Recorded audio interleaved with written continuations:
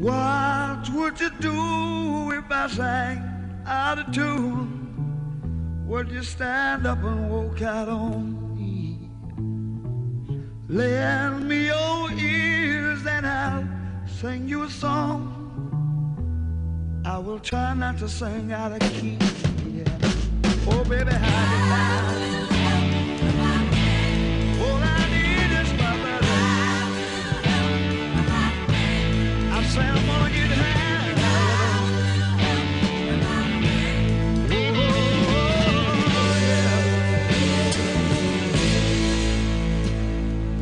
What do I do when That is Joe Cocker's version of the Beatles song, With a Little Help from My Friends. And it was on this day in 1968. We are going back 57 years for that one. It was a number one on the UK singles chart. With a Little Help from My Friends, Joe Cocker's version of the Beatles tune. That is also a tune that you might remember from, I was about to say 80s, but I think it was a 90s TV sitcom, The Wonder Years. Cutie Patootie Fred Savage was on that. You know, it's got to be tough to be a child actor because when you grow up and you're not the same Cutie Patootie that everybody fell in love with on TV, then what? Then what? Then you got to figure out your way as an adult. Fred Savage, though, he had his moment, didn't he?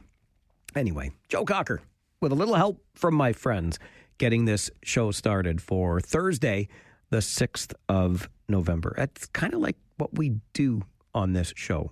We get by with a little help from our friends, and I'll explain more about that in just a moment. But I know for sure that right now you are happier than someone who is not doing what you're doing right now. I know this for sure. Science told me this, and I wanted to share it with you, but we'll get there. One of the reasons that I'm happy this morning is, of course, because the Leafs played last night. The Leafs won last night, and when my Leafs win, what usually happens when that happens, the Leafs winning, is a certain player whose initials are AM, Austin Matthews, scores a goal. For the third game in a row, we get to do a little AM Austin Matthews on AM radio in the AM part of the day. Grabbing it there, a centering pass, scores! Scotty Lawton on a middle of a line change, hammers this one home. No, it's Matthews, what am I saying?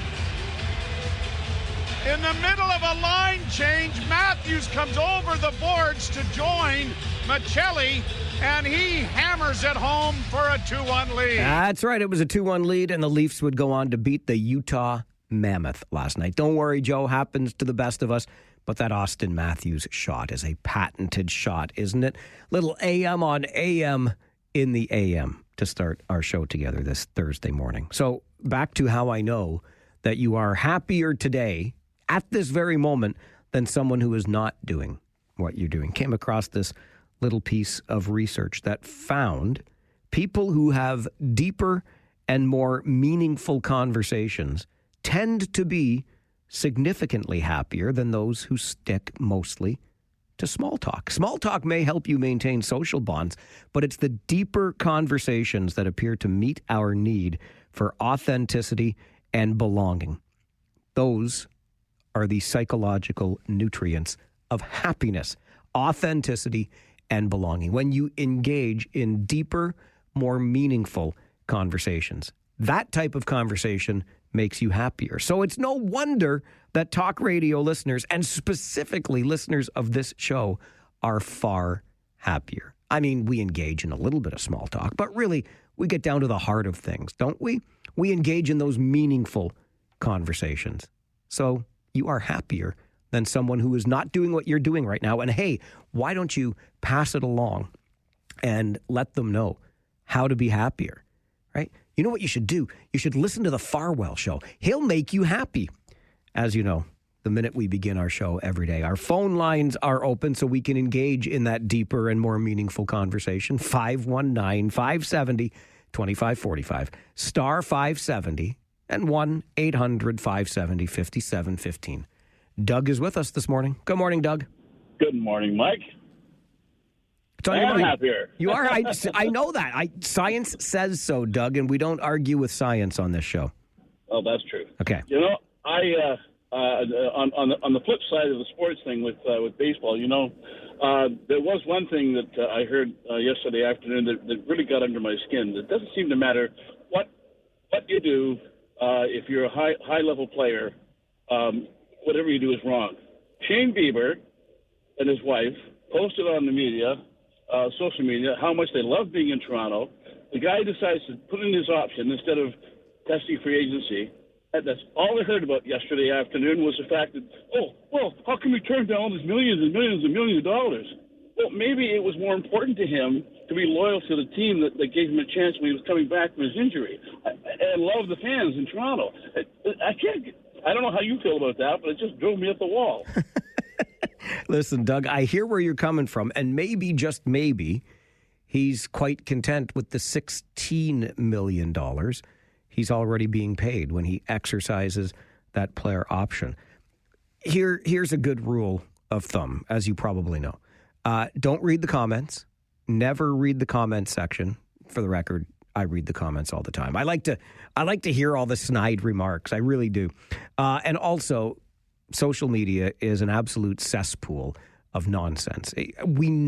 Whoever invented social media ought to be sentenced to a lifetime of trying to moderate social media. It's just the most ridiculous thing. But listen, when it comes to professional sports and the amount of money that these players are paid, and frankly, we should start paying the women more for the sports that they are competing in.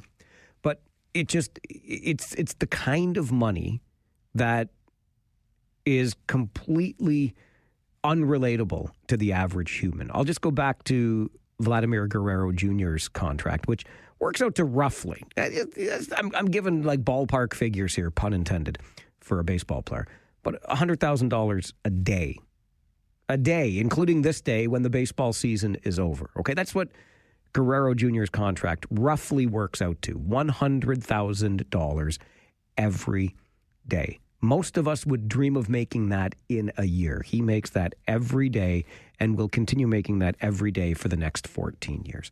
Good for him. It's not even about the money in the final analysis, right? It's about the value you place on him, whatever that number is, so that he can determine how you see him in the grand scheme of baseball players in the major leagues in general. Is he the third highest, fourth highest paid? That means then he's got that status of being a top 5 player, at least by contract in the league. And I love Vlad Guerrero Jr., make no mistake. Listen, when the first $1 million contract was signed, I was over it. I thought, there's no way any one person is worth $1 million a year to play a sport, to play a game.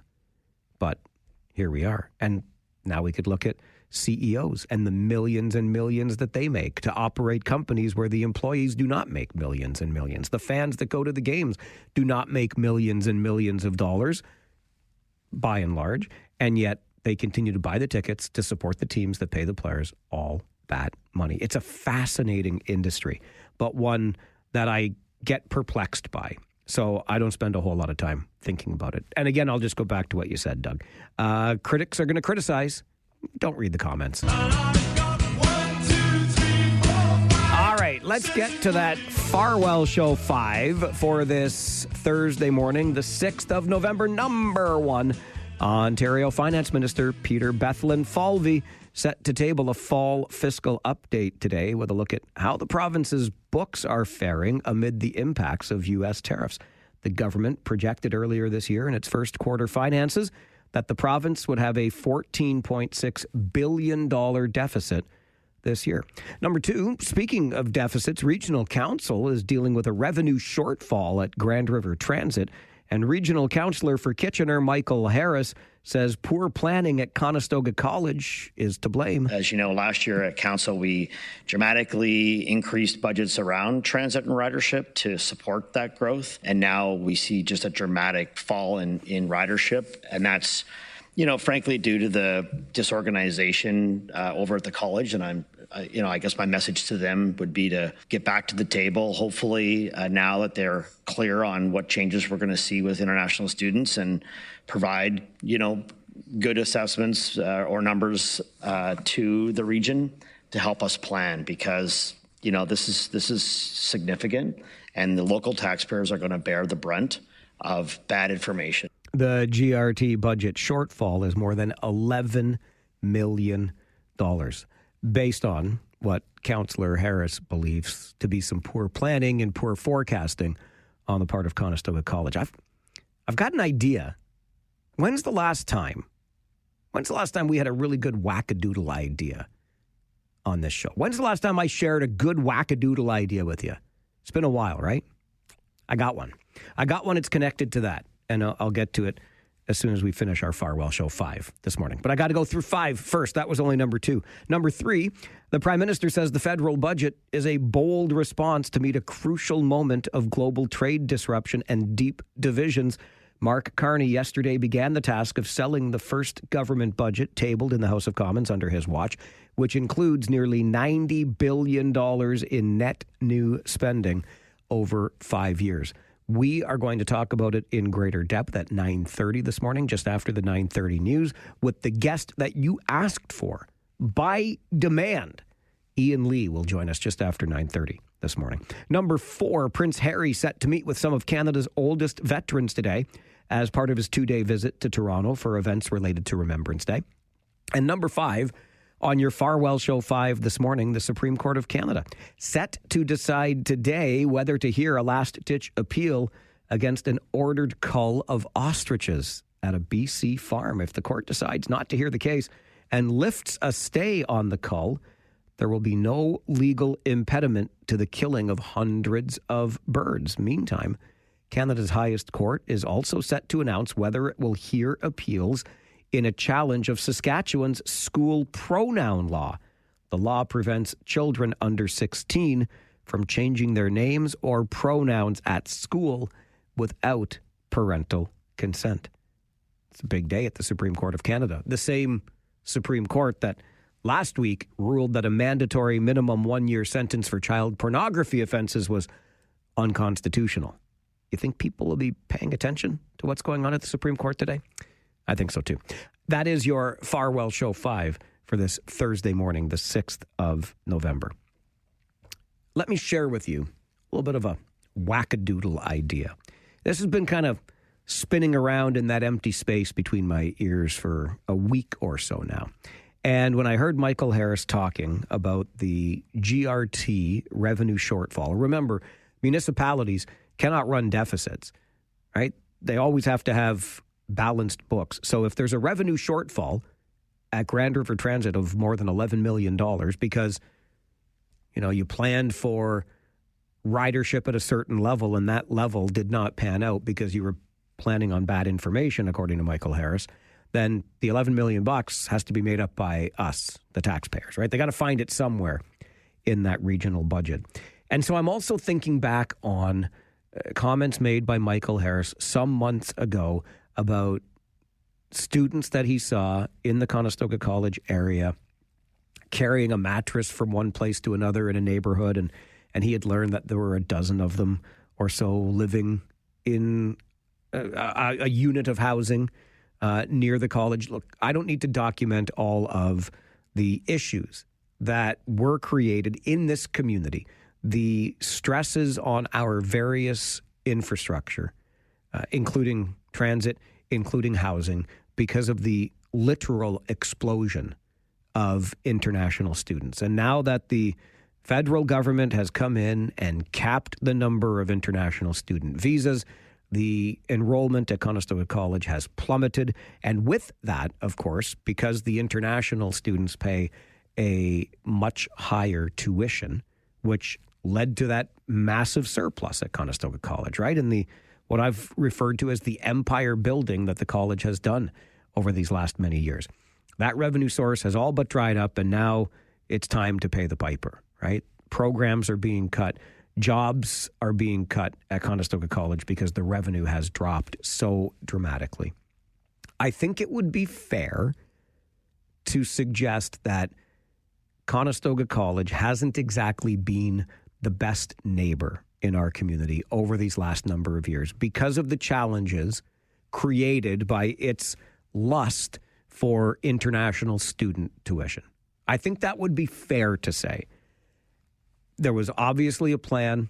The plan worked to perfection to build up the surpluses of the college and to help the college expand.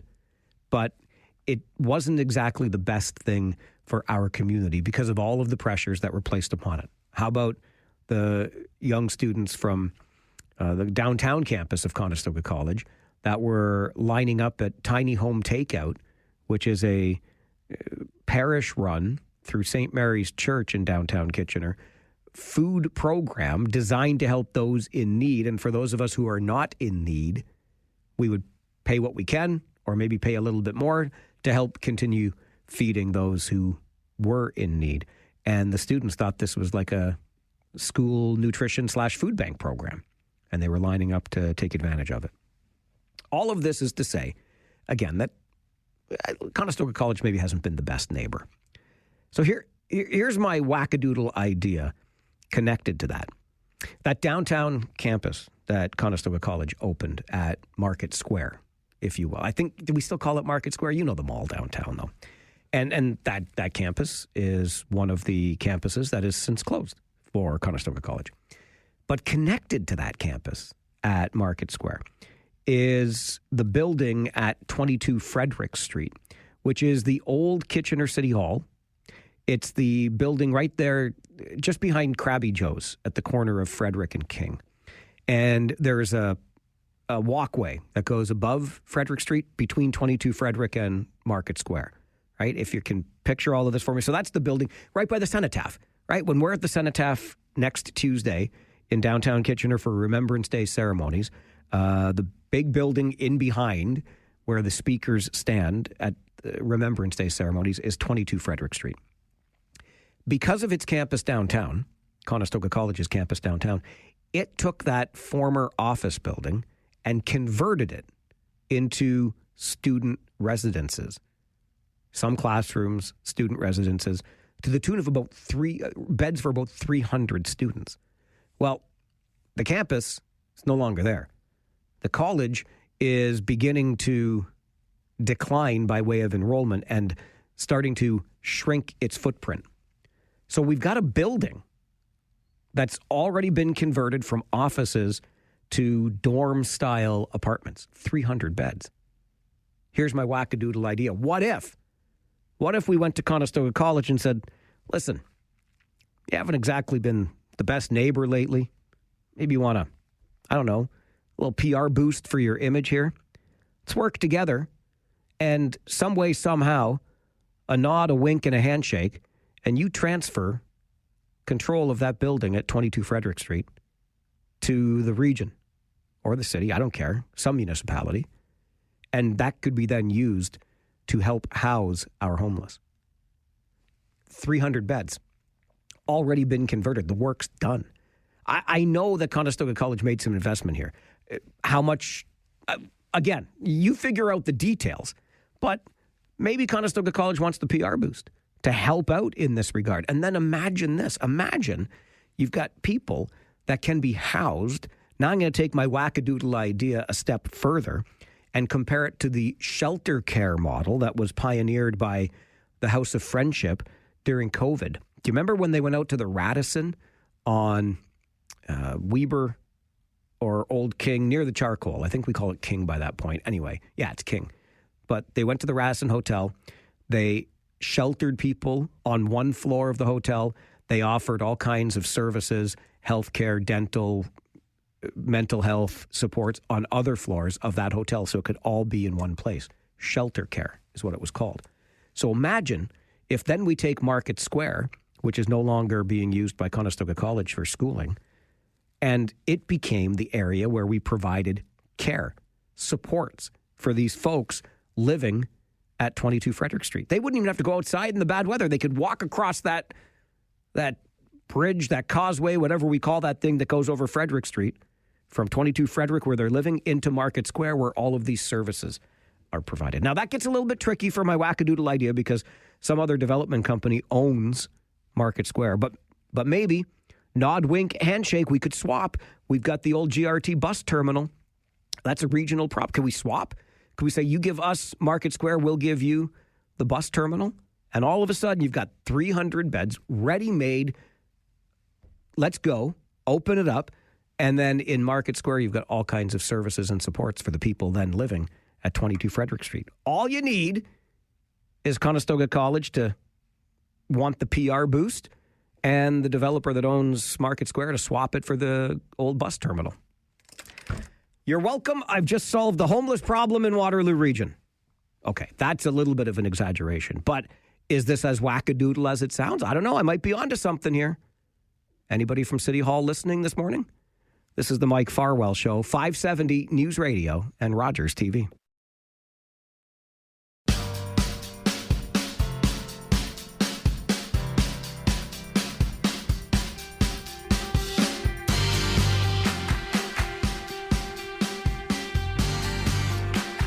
Oh, I really like this email from Rob this morning to Mike at 570news.com.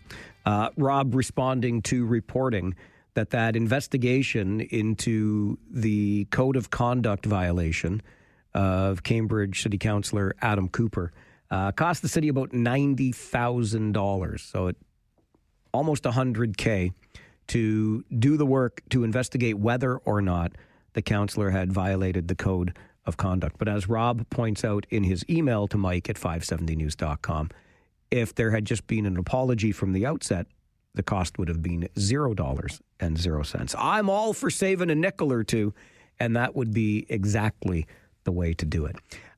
I must admit, I find myself this morning rather confused and confounded, and I hope we know that we are wearing the partisan glasses that we wear.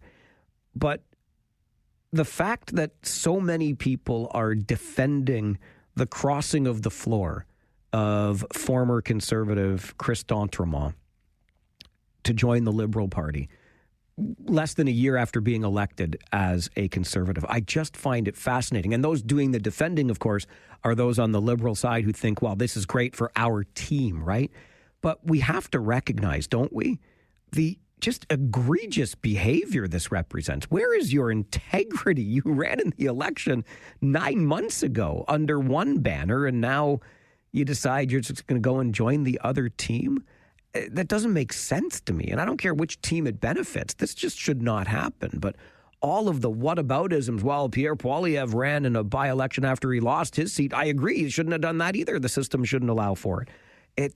It's wild to me that so many are so accepting of this. I certainly am not, and I don't think it's too wild a conspiracy theory about what might be happening right now in Ottawa. We will talk about the floor crossing just after the 10 o'clock news this morning, so a little over half an hour from now. But right now, I'm going to get you your update from the 570 News Center, and then we're going to bring in the guest that you asked us to bring in to talk about the federal budget. Ian Lee joins us next on the Mike Farwell Show. This is 570 News Radio and Rogers TV. This is where today's topics turn into today's talking points. It's local and it's Democratic radio at its finest. This is the Mike Farwell Show on 570 News Radio. We have the best balance sheet in the G7. We have one of the best in the OECD, so the 30 countries of the OECD. We have the second lowest deficit in the G7. We have one of the lowest deficits in the OECD. We are getting spending under control, slowing spending from 8% growth, which had been the case for the last decade, to less than 1%, so less than the rate of growth of the economy, by eliminating duplication, eliminating waste, cutting red tape, making the public service more productive, and any deficit financing is for the investment that is going to grow this economy. The Mike Farwell Show continues On 570 News Radio. That investment to grow the economy budgeted at $1 trillion, a goal that Prime Minister Mark Carney, whose voice you just heard, says could be exceeded. More than $1 trillion in investment in the economy. What you just heard from Prime Minister Carney was day one of defense of or selling of the federal budget, which was released on Tuesday afternoon. Sounded a little bit to me like, don't worry, things aren't so bad here because the other guys are doing worse. But when we talked about the budget yesterday, you said there is one person and one person only whose perspective you wanted to hear. Several of you demanded that we get Ian Lee on the show. And so your request is our command. Ian Lee, the associate professor at the Sprott School of Business, Carleton University, joins us this morning. How does it feel to have a command performance this morning, Ian? I'm flattered, and I want to thank your listeners for those very kind comments. So, Mike, I, as you can probably guess, I mean, I'm just an empiricist. I eat data all the time, OECD data, IMF, our own data from Finance Canada budget, Stats Canada, and so forth. So let me get right to the chase. I am not as rosy and optimistic as Prime Minister Carney is, but I'm not on the other side. We're saying doom and gloom, and we're just absolutely, the game is over. I think the truth is somewhere more in the middle. Let me explain and unpack that. First off, if we are using as our comparison past Liberal budgets under Trudeau for the 10 years, I'm not saying this I'm not a partisan, don't belong to any political party, don't donate money to any party. This budget, I believe, is far superior to any of the Trudeau budgets. And the reason I say that, and there's a very solid reason, is that for the 10 years, the Trudeau government focused on what economists call consumption and redistribution. And let me use more colloquial, colorful language. Trudeau's policies did not try to grow the pie and make the pie much bigger. What they said is, we don't like the fact that some people are taking what we think is too much of the pie, so we're going to take it from them and move it over to some other people who don't have as much. In other words, they did not focus on growth of the economy to make the pie bigger. Contrast that approach, and that was widely criticized. I criticized it. Lots and lots of people criticized the Trudeau government for the failure to focus on growing the economy. The Carney budget goes in the opposite direction. So full kudos. He is going down the road towards investment. So this is very much a budget focused on investment in the economy to expand the economy, to make the pie bigger, which means in plain English, so we all make more money. Our standard of living goes up. Our salaries get larger. Okay, full kudos, because that's where we should have been going for the last 10 years. And so I do endorse what he did. Having said that, I don't think he went far enough. And I think that Prime Minister Carney, if you read the polls, and I've read them carefully, Nick Nanos, whom I respect enormously, and Darrell Reed, I know them both, by the way, known them for years. And you drill into the numbers, and Carney has an enormous amount of political capital right now. Even though there's only 3 or 4 points between the two parties, when you look at Carney's personals versus Pierre Poilievre, and I'm not getting into whether it's right or wrong, I'm just saying what the numbers are, Carney has a great deal of support, and we, the people of Canada, are cutting him a lot of slack to do things. We're giving him a lot of wiggle room, a lot of runway, and he didn't use it. There were things he could have done. He could have announced the sale of the pipeline. He needs revenue. He said so. They're desperate for revenue because of all the things they want to do. They could have announced the listing of the sale of the pipeline. We spent $35 billion on it. I'm sure they could get $30 plus billion for it. They could have announced the sale of the 10 largest airports in Canada, including the GTA. For any of your listeners think that's radical, let's remind everybody, Europe, very progressive Europe, has privatized all their airports. The U.S., the bastion of capitalism, has not privatized a single airport. The U.S. government owns all the airports. But in Europe, they've privatized them, and they've become very successful. I've flown into many European airports. They're doing very well, and they raised a lot of money. He could have done that. He could have done other asset sales. He didn't deal with universality. Too many of our social programs are giving it to everybody instead of just the people who need help. And he could have said, we're going to start to retarget and just ensure that only those who need help are going to be helped with government programs like pharmacare and daycare and so forth. So there were the public service. Trudeau added 100,000 people to the public service at a time when we needed less, because the government was reinvented as e-government, a digitized government, back in 2010, which is far more efficient, by the way, because you don't need armies of people going through physical file cabinets. He could have gone, I thought, a much larger number than 40,000. And for those who say, well, what about, these people losing their jobs? We are short. We're short of workers right now, and it's going to get a lot worse because the final third of the boomers are leaving the workforce in the next 5 years. So they would have been reabsorbed into the economy. So there's things he could have done to lessen the deficit, which worries me, not because I'm one of these people who get freaked out by governments going to debt. It's just that we've added so much on as we move into an aging economy, an aging society, which is going to grow a lot more slowly.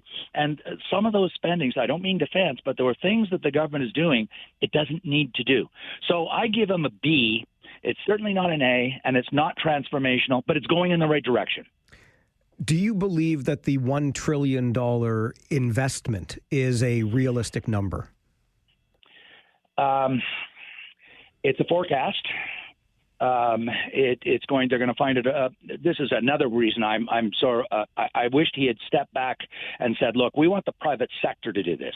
We don't want to run these projects. What we want to do is create a level playing field, get rid of all the red tape and the barriers that Mr. Trudeau had put in place," and I'm talking Bill C-69 as only one example, where they made it much more difficult. Right now, this is OECD data.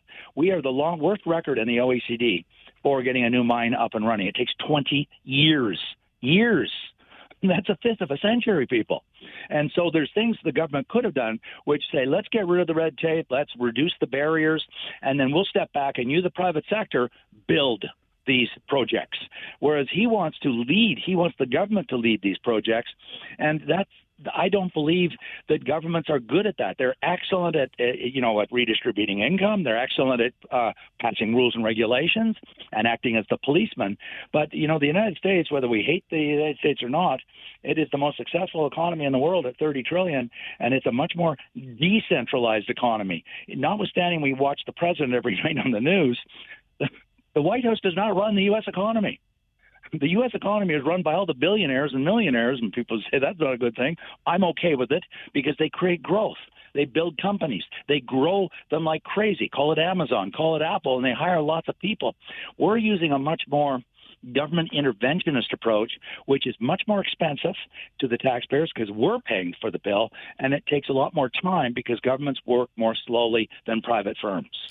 So I know, Ian, and you said you're an empiricist. You look at the empirical evidence here. You're not a political scientist, so I don't want to get too political. But given the B grade that you're giving Mark Carney here and the runway that you talked about him having and maybe not taking advantage of, how important is it that he be given the runway to see this budget through? How much runway should he have before we start saber rattling in Ottawa and maybe overturn the government? That's a very, very good question. I think the risk now, it's an excellent question you just asked. The risk he faces is because he put government at the center of the equation. And I'm not anti-government. I've lived in Ottawa all my life. My father was 42 years in the government of Canada. My brother was. My friends are. So this isn't, some trashing of the public service. But the checks and balances on the public service are much greater. And we have all kinds of rules, fairness and transparency and da-da-da.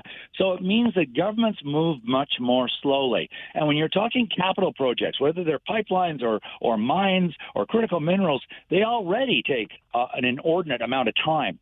And so having the government lead the process is going to make sure it takes even more time. And that's the one thing I don't think he has. Because at most he's got 4 years, and that's if there isn't an election where he's defeated before then. And maybe this budget, I think, will go through. But there's going to be more budgets, and he can be defeated before the 4 years are up. And I don't know if he's going to have the time because governments move so slowly. They're infamous for this on whatever project they're on, big projects. And so he may run out of time before the results start to crystallize and become apparent to everybody. Ian, it's great to get your perspective on this. Thank you very much for answering the call and joining the show today.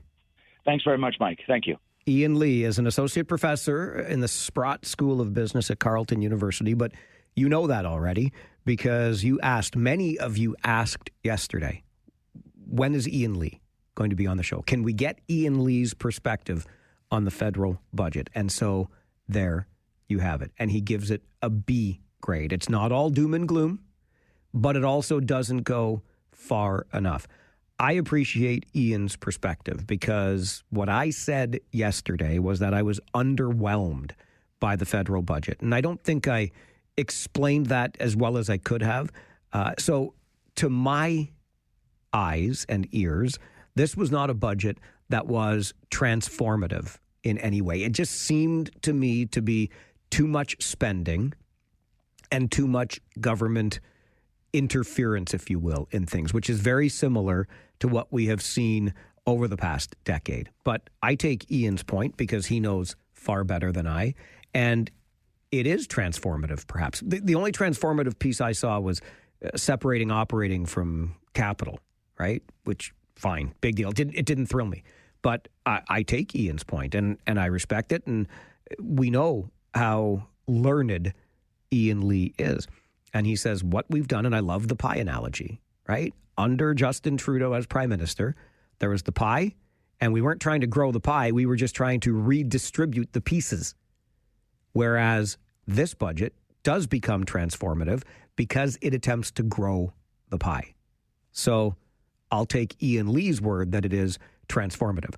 Where Ian and I clearly agree, and one of the other areas where I was underwhelmed was in the reining in of our federal spending, particularly around the federal civil service. Yes, 40,000 jobs, most of which will be reduced through attrition, people retiring, they just won't replace. But 40,000 jobs, roughly 10% of the federal civil service. I'm underwhelmed by that because over the past 4 or 5 years, we've grown the civil service by 40%. Taking back 10 doesn't really impress me much, leaves me underwhelmed. That was my take and a little bit more detailed analysis of how I felt when I said I was underwhelmed by the federal budget. But you get the guest you asked for this morning, the perspective of Ian Lee from Carleton University. He gives the federal budget a B grade. Do you want to give it a grade of your own? How would you grade Prime Minister Mark Carney and the federal Liberal government on this budget? Anything you heard from Ian change your mind? Let's hear your grade on the budget on the Mike Farwell Show. This is 570 News Radio and Rogers TV. The Carney budget goes in the opposite direction. So full kudos. He is going down the road towards investment. So this is very much budget focused on investment in the economy to expand the economy, to make the pie bigger.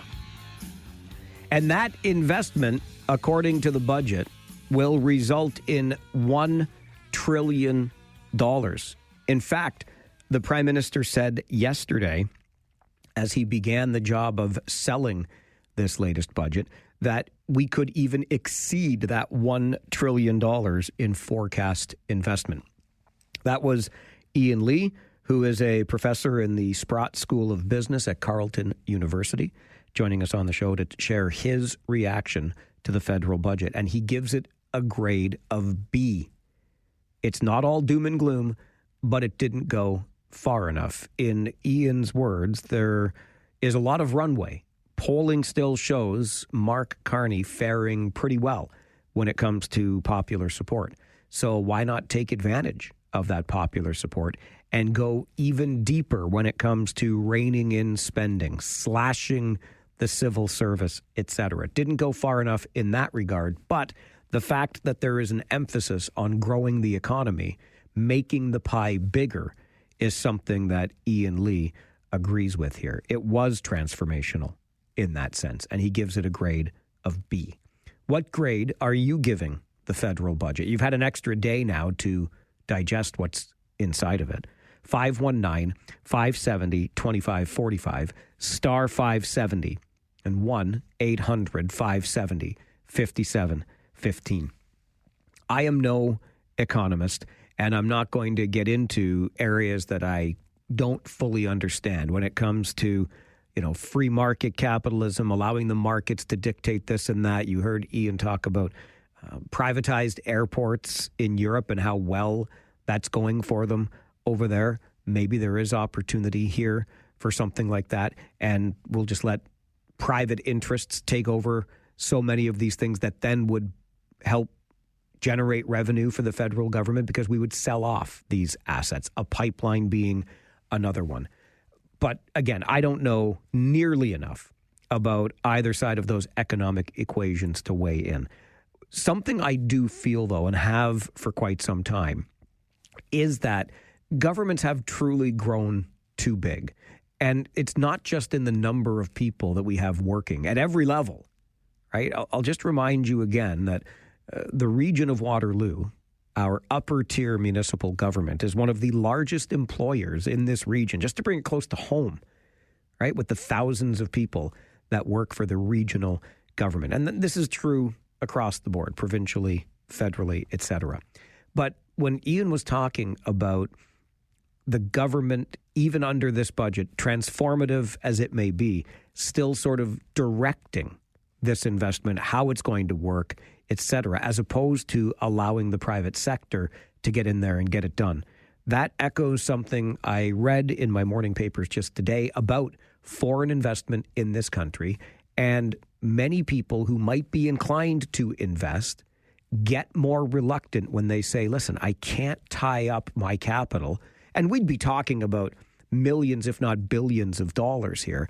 I can't tie up that capital waiting for the federal government in Canada to kind of get out of the way because it's over-regulated. There's too much red tape. So when it comes to pipelines, when it comes to ports, when it comes to mines that you heard Ian Lee mention, these are the sorts of investments that could be made. But if the government doesn't get out of the way, if it doesn't stop trying to do too much and sort of direct how this economy will grow, then we end up stagnating instead of accelerating when it comes to that growth. A B is the grade that Ian Lee gives our federal government on this budget. The only thing I will add to it again is I do think we could have gone farther in reducing spending, right? If you add 40% to the civil service in the last 3 to 5 years and you're only slashing it by 10% now, that just is that's a nothing burger to me, if that's a term the kids are still using today. I don't really get excited by that. And it's not for want of seeing somebody lose their livelihood. Ian says with the aging population in Canada and the number of people exiting the workforce, these suddenly unemployed people will find their way back in. The economy will absorb them again. It's a fair point when you just look at the numbers. I'm not enthusiastic about people losing the jobs that they have. I just look at incredible growth that I'm not sure was entirely necessary, probably because a government is trying to do too much. And if you're only going to slash it back by 10%, I think you're still pretty bloated in that regard. All right, we're coming up on a news update from the 570 News Center. Now that the budget has been delivered, the job for the government and the Prime Minister and the Finance Minister, and they got onto the circuit yesterday, if you will, is to sell the budget, right? Prime Minister Carney's talking to a business audience. Finance Minister Francois Philippe Champagne sat down for an armchair chat with business leaders in Montreal, et cetera. You got to sell this budget, not only to the public, but you got to sell it to your fellow MPs in Ottawa so that it passes.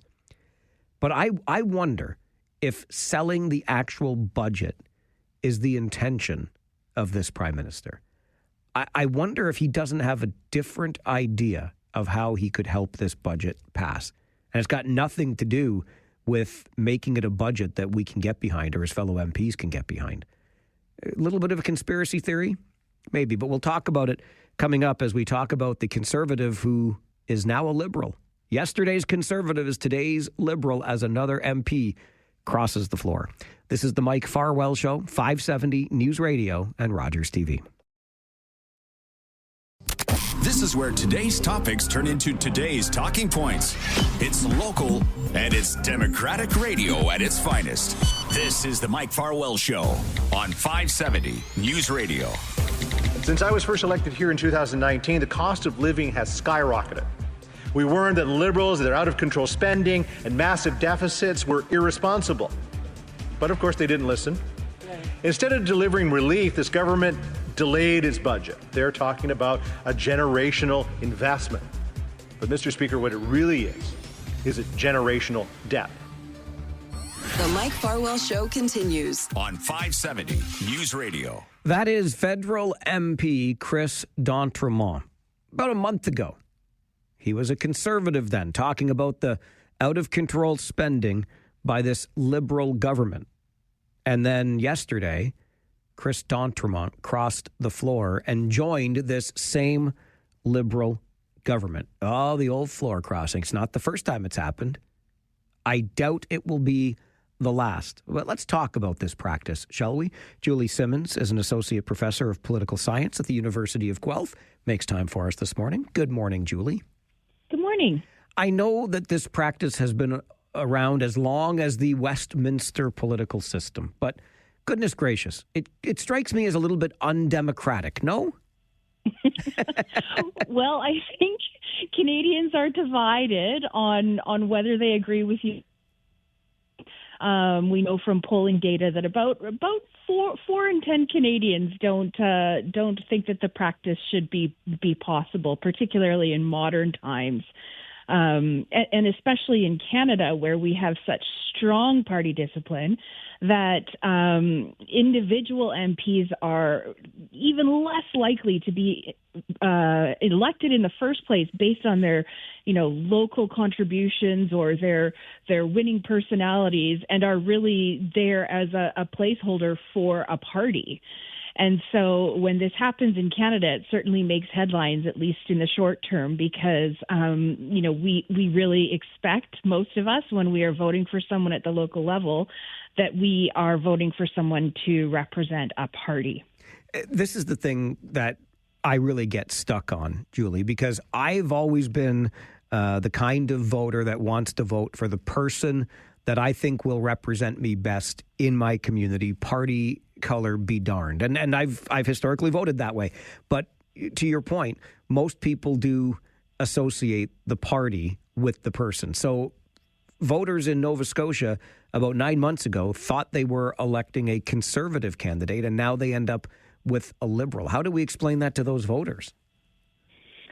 Well, I think that there's a number of different ways of explaining it. One is to say that traditionally the Conservative Party in eastern provinces is more of a red Tory kind of party, which means that it's a little bit less populist than the current impulses of the Conservative Party federally and Mr. Poilievre. And so maybe it is the case that as time has worn on, that this particular MP, and especially in light of some of the comments that Mr. Poilievre has made recently about the RCMP and criminal charges against our former Prime Minister, that he feels things are a little bit unhinged and a little bit too on the populist side of things and not enough on the sort of traditional Tory touch kind of side of things, which would be more akin to the right side of the Liberal Party. I have always advocated for, in instances like this, a by-election be held. If you want to switch parties, that's fine. Go back to the people that elected you under one banner and see if they will elect you under the other banner. Perhaps a more moderate position on that would be asking that the MP sit as an independent until the next election, and then again they can come back and run under whatever banner they like. But have you got any sense, Julie, that there's an appetite for this sort of change within our political system, or is floor crossing just a part of the system that we will continue to deal with?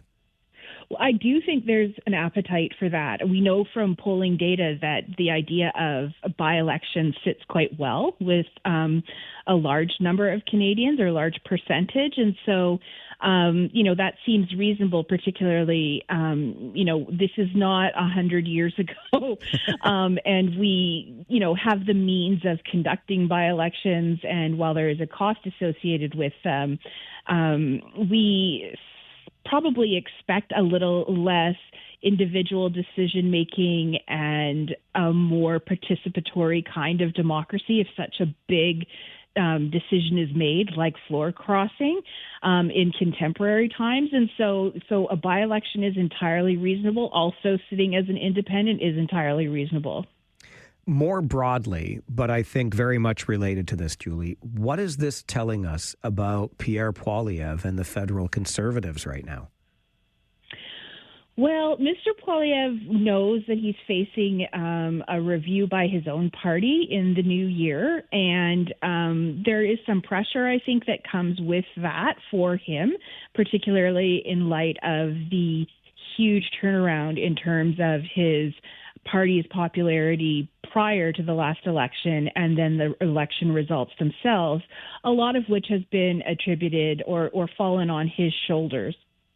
And so he's under some pressure there. And I think that, some people are expected him to take on more of a statesman role and less of an attack dog kind of persona, which he is quite famous for. And I'm not sure that we've seen that change just yet. And so he doesn't look for some people, particularly prime ministerial. And it could be, I think, there's certainly rumblings within any party in terms of the popularity of a political leader at any given time. And there are some rumblings that are a little bit louder now because they're seeing a leader whose personal popularity is so much farther behind the popularity of the party. Julie, I really appreciate your perspective on this morning. Thank you very much for making time for our show. Oh, it's my pleasure. Enjoy your day. Bye-bye. Thank you. Thank you. Julie Simmons is an associate professor of political science at the University of Guelph. This is not the first time we have seen an MP cross the floor. And I want to be clear on this. I have been consistent on the practice no matter which team was benefiting. Okay, so in this case, the Liberals benefit, obviously. And in a bigger way, I'll get to my conspiracy theory in just a moment. But when the Conservatives benefited, I was equally upset. You got elected under one banner. And look, don't get me started on, we vote for people, not for parties. No, sadly, we don't. We should, I think. But when it comes to party politics, provincially and federally, you know as well as I do that most voters are casting their ballot for the leader. Oh, I voted for Doug Ford. Oh, I voted for Mark Carney. You didn't vote for the individual MP. You voted for the party that they represent. So these poor folks in Chris D'Entremont's riding thought they were sending a vote in for Pierre Poilievre, and now they end up with a vote for Mark Carney. I think this lacks integrity on the part of the MP crossing the floor. Like, there's a complete and utter lack of integrity. There is only self-interest being served here because clearly Chris D'Entremont thinks the water is warmer on the Liberal side. And let's just wait and see what kind of role he gets within the Liberal caucus now that he's crossed the floor. But it should be, at minimum, he should have to sit as an independent. Bottom line is I think that he should have to go back to the voters in a by-election. Simple as that. And I floated this yesterday on social media just to test the waters. And I am absolutely gobsmacked at the number of people who think this is just fine. Well, because Pierre Poilievre ran in a by-election when he lost his seat in Carleton. I don't agree with that either. Like, I can't believe we allow this in our quote-unquote democratic system. There's nothing democratic about this from where I'm sitting. Here's my conspiracy theory. And I think it's got some weight behind it, to be honest with you. I spoke to a former MP just last week before the budget had come out. And he said to me, I'm amazed at how little politicking Mark Carney has been doing to generate support behind his budget that's coming out. Usually, this starts months in advance. And he's done very little of that up to the week leading up to the budget. So where's all the work to get support for your budget that's coming out? And then even on the weekend, it was reported that days, we're talking 72 hours to 96 hours before the budget was delivered, it was still being modified, which is almost unheard of. Here's my conspiracy theory. Maybe Mark Carney never cared at all about getting enough support for his budget, the votes that he needs, the 3 votes. Maybe his plan all along was just to recruit 3 more MPs under the Liberal tent, and then he's got a majority. Maybe he never thought he needed to just get votes for the budget. He just needed to get 3 people of the 343 elected and those that were not already Liberal to come under the Liberal tent. He's got 1 Conservative. Forget the votes. Just get 2 more people to cross the floor. You think any of those NDP MPs who don't have party status right now might not want to join the federal Liberals? You think 2 more Conservatives would cross the floor? Then he doesn't have to worry about votes. He's got a majority. I don't think that's an out-of-hand, wild conspiracy theory right now. The plan was never to generate support for the budget. The plan was always just to recruit 3 more members under the Liberal tent. 1 down, 2 to go. Your thoughts on the floor crossing. We'll take your calls right after this on the Mike Farwell Show. 570 News Radio and Rogers TV. Have the means of conducting by-elections, and while there is a cost associated with them, we probably expect a little less individual decision-making and a more participatory kind of democracy if such a big decision is made, like floor crossing in contemporary times. And so a by-election is entirely reasonable. Also, sitting as an independent is entirely reasonable. There's got to be something between you elected me as a Conservative, but now I want to be a Liberal. You don't get to make that choice yourself. I keep going back to something we did at this radio station many years ago during a federal or provincial election. Forgive me for forgetting which, but we brought in candidates to do a live online Q&A with you, and I was moderating those Q&As. And one of the candidates kept using the language, "if you hire me." And the first time after a couple of times, I'm like, don't you mean elect? He's like, no, you're hiring me for a job. We hired, or the people of the riding in Nova Scotia hired Chris D'Entremont to do the job as a Conservative. He doesn't get to choose for himself that he's going to do the job as a Liberal. You get hired to make widgets, you make widgets. And if you don't want to make widgets anymore, ask your boss, a.k.a. the voters, if they'll let you do something else. This, to me, is black and white. And quite frankly, it really gets under my skin. I'm boiled a bit about this. I have been before. I guess I will be again, because we got to change the system to stop allowing this behavior, in my opinion. Julie Simmons, an associate professor of political science at the University of Guelph, joined us to talk about the floor crossing. Now I want to hear from you. 519-570-2545. Star 570 and 1-800-570-5715. Curtis, what say you this morning? Morning, Mike. You couldn't have said it any better. Absolute unbelievable. These are like pigs keeping their trough full. It has nothing to do with the what they promised. It's what they want to keep eating. Disgusted. I think there you go. And Curtis, I think, speaks for many, the feeling after what we just witnessed. Not for the first time. I know.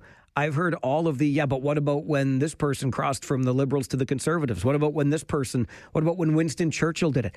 I don't care. So we just shrug our shoulders and say, okay, we're going to allow this to continue. Why do we allow this to continue? Why? You want to wonder why people are so apathetic about politics these days? Bob, good morning. Morning.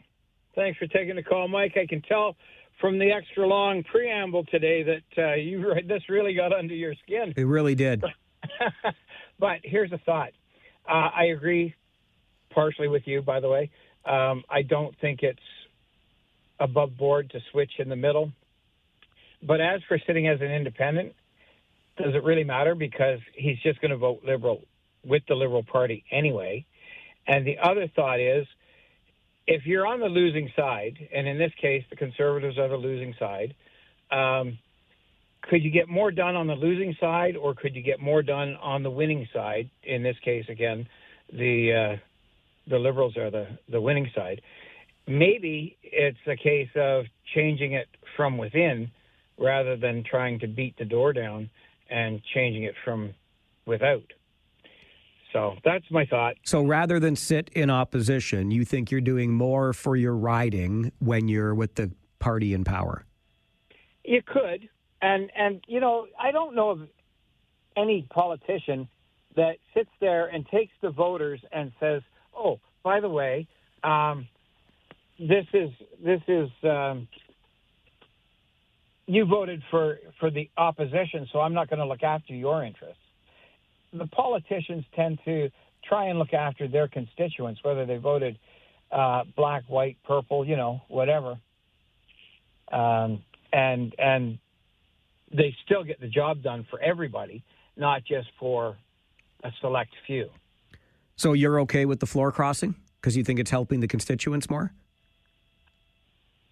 Okay, I'm not totally in favor of the floor crossing, no, because as I said, it does lack a certain amount of integrity. Yeah. But on the other side of it, we have some of the pluses that nobody is mentioning.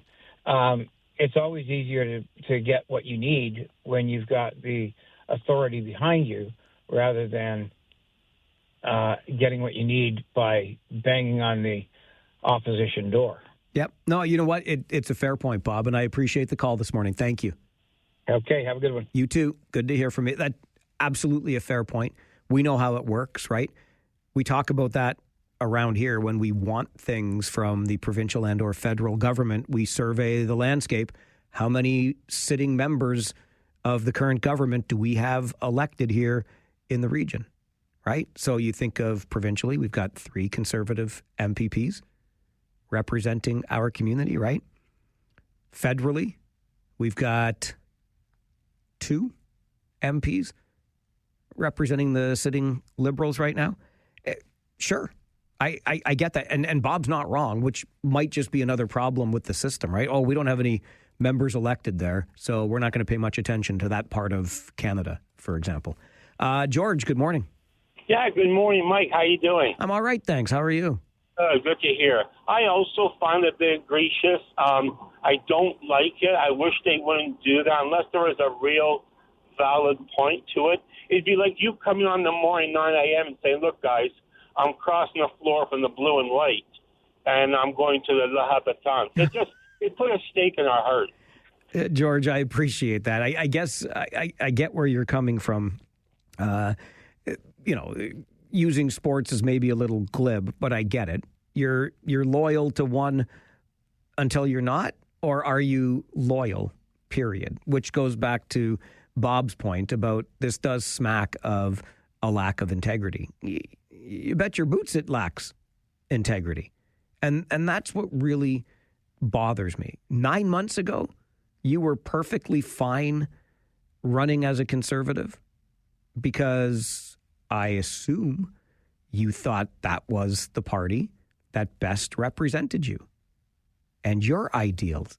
And let's not forget, right? 9 months ago, the polling was trending very favorably in Pierre Poilievre's direction. Well, a year ago, it was trending very favorably in Pierre Poilievre's direction. 9 months ago, it was pretty much a dead heat. But either way, 9 months ago, you ran under the Conservative banner, so essentially said to voters in your Nova Scotia riding that this is the party that represents my ideals. This is the party whose banner I want to carry into the election. And suddenly, you don't, just before, weeks before this floor crossing, Chris D'Entremont stood up in the House of Commons in Ottawa and talked about the out-of-control spending by this Liberal government. And now this Liberal government delivers its budget with a $78 billion deficit, and all of a sudden, it's not out-of-control spending anymore. It's something you can support. Francisco, good morning. Good morning. Great subject, by the way. I just wanted to add, though, is how do we change that? How do we make the changes that need to be done? And are our politicians or our parties willing to accept the change? Because if it's today the PC going to the Liberal, tomorrow it could be the Liberal going to the PC. You're darn right. So no one wants to really take that chance of not having that option. Francisco, it's a great point, and I appreciate it. And how we change it is with the stroke of a pen. You make it so if you want to cross the floor, it's a by-election. But Francisco's right. Those holding the levers of power may be reluctant to let go of those levers. I guess it'll be up to us, or I'll just keep screaming into the wind. I like that. It gives me something to do. This is the Mike Farwell Show, 570 News Radio and Rogers TV.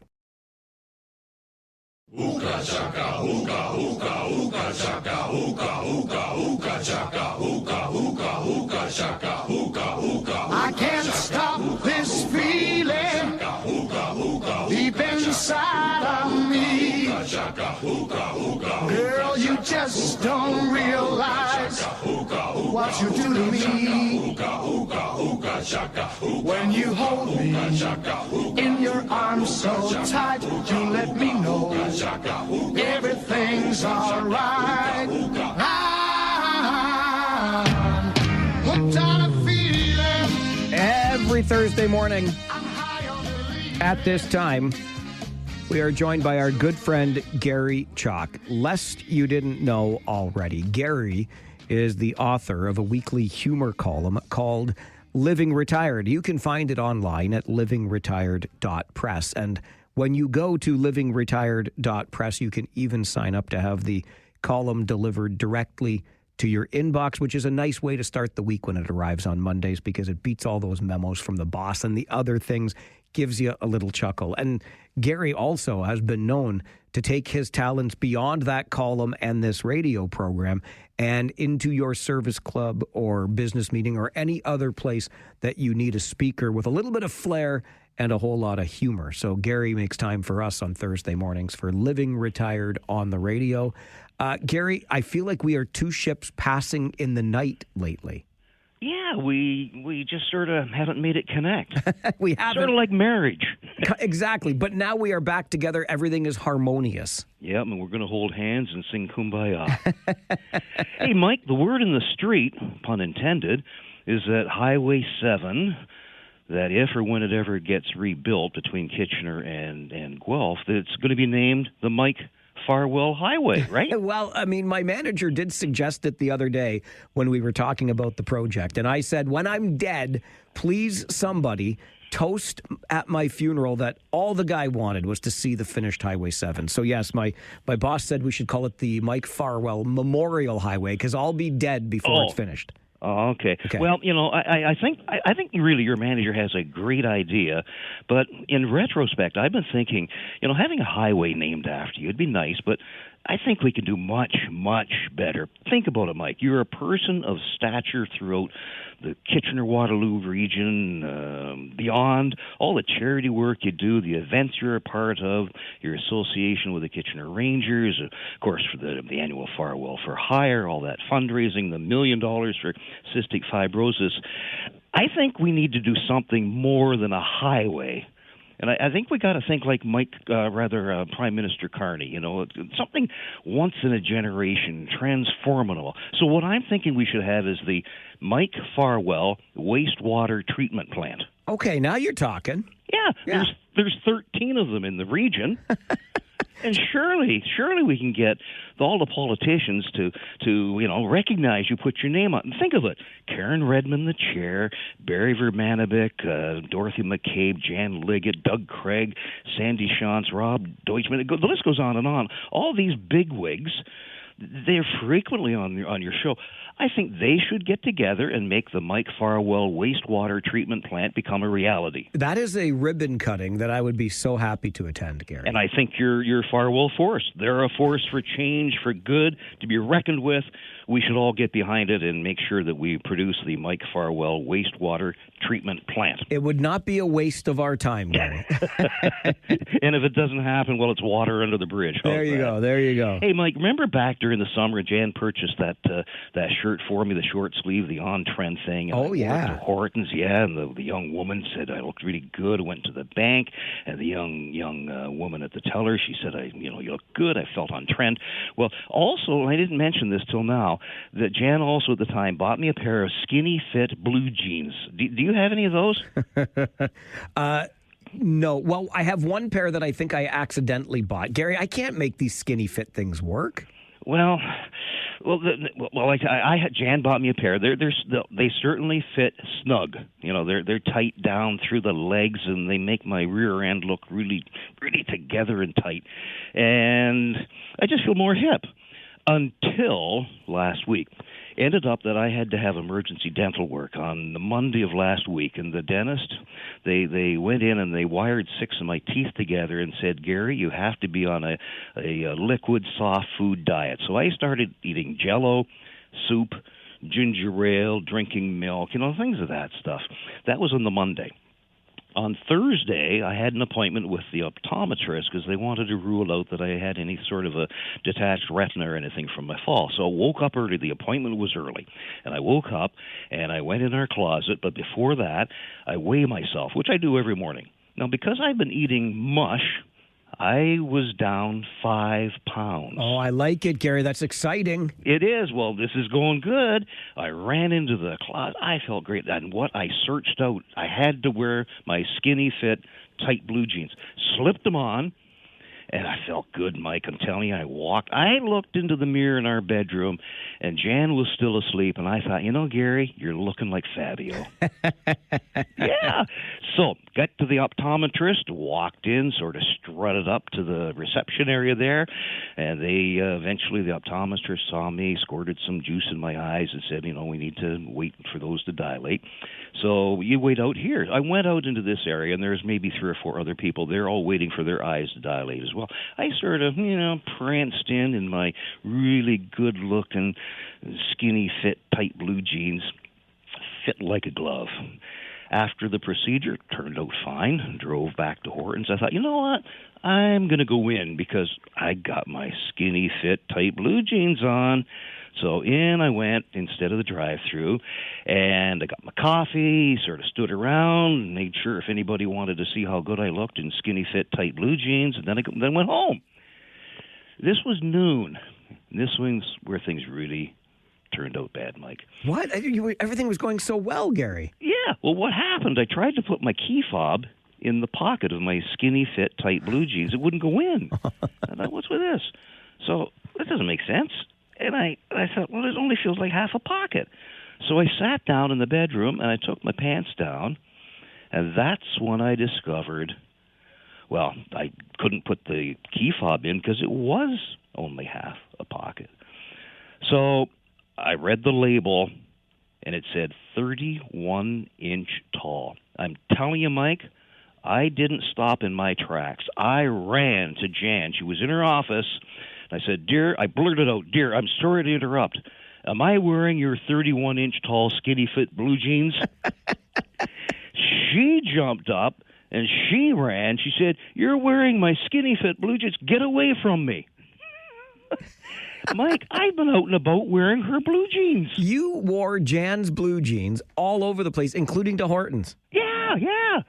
Now, here's the net. I am no longer on the diet, so the 5 pounds are back on, and I'm back to wearing my blue jeans, not Mike's, or rather not Jan's. But here's the thing, Mike. Ever since I inadvertently wore Jan's tight-fitting, skinny blue jeans, I've got a whole new appreciation for our wives' perspective. I'll bet you do. Yeah, important stuff like decorator pillows. I want more of them now, Mike. Gary Chalk is the humor columnist who writes Living Retired. You can find it online, livingretired.press. And I know many of you have already signed up for that weekly newsletter, so it gets delivered right to your inbox at livingretired.press. You know that decorator pillows are a recurring theme with Gary. Now he wants even more. One day in his wife's skinny jeans, and he wants more decorator pillows. I have no idea how this connects to a head of lettuce, but we're about to find out. Stay with us as we continue Living Retired this Thursday morning on the Mike Farwell Show, 570 News Radio and Rogers TV.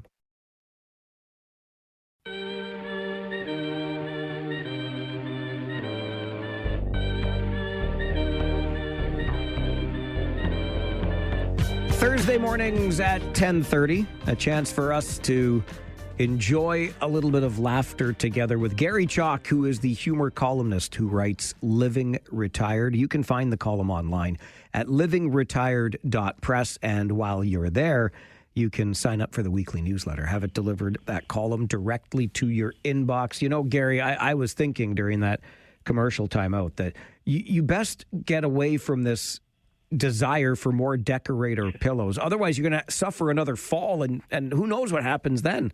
Well, I think Jan's thinking is if we get enough decorator pillows, we've already got about a layer and a half of them in the bedroom on the floor. I think if she gets enough of them, I'll be protected. When you fall tripping over the decorator pillows. Yeah, exactly. Okay. She insists if it happens next time that I'm going to have a decorator pillow wrapped around my head. So anyways, we'll see. Hey, did you ever get caught, Mike?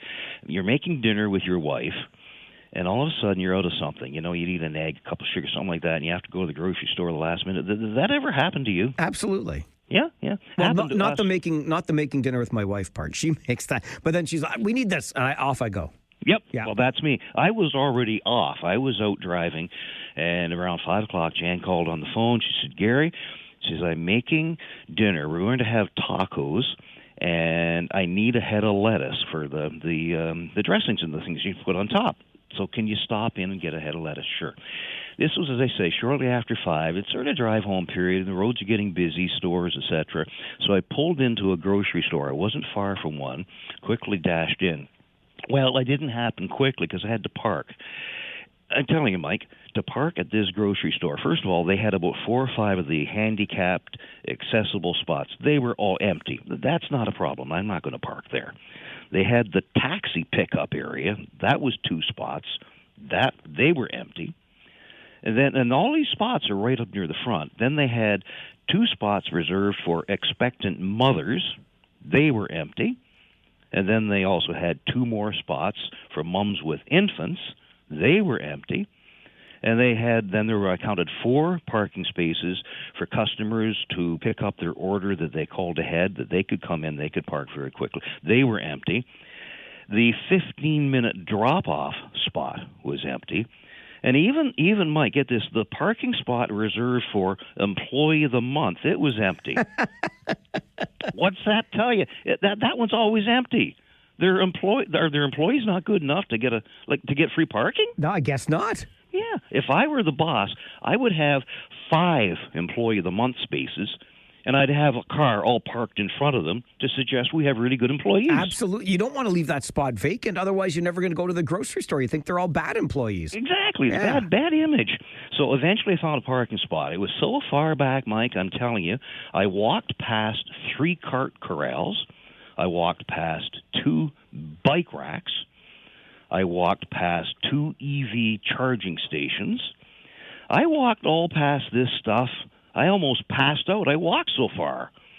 And then I forgot what I was going for. A head of lettuce, Gary. A head of lettuce. That's right. Where were you when I needed you, Mike? Yeah. So I had to call Jan. She said, "Gary, it's a head of lettuce. Can't you remember?" Well, then I got into the store. This is one of these big mammoth grocery stores. I had to find the produce section. More walking. I walked past the florist shop. I walked past the banking area. I walked past their coffee shop. I walked past their dry cleaner's shop. I walked past, I swear, Mike, the In-N-Out Breast Augmentation Center and the Erectile Dysfunction Pop-Up Clinic. This store has everything. Finally, I get to the produce section. Head of lettuce, right? $1.79 it's on sale at. Good price. That's not a bad price at all. No. So I walk all the way back to the checkouts. I'm holding a head of lettuce. The 8 self-checkout kiosks, they're all busy. They're busy with 8 customers standing around waiting for the one employee who comes to answer their request when they hit the bell that says, "Please wait for attendant." So I had no choice at this point. I had to go to a regular checkout, and this is where I stood in line behind a customer who was bound and bent to pay the exact cash for their order. And I think it was $72.55. She searched into her little clutch purse, looking down to that very last nickel. Finally, I'm up. The cashier rings in my one banana, says, "Sir, that'll be $1.77. Trust me, Mike, what I'm saying next, I'm not making up. She said, "Sir, are you putting this purchase on our preferred credit card?" It's a head of lettuce. I said, "No, I'll pay cash." And I happened to have some loose change, which I don't really know. Then the cashier said, "Do you have a card where you collect air miles?"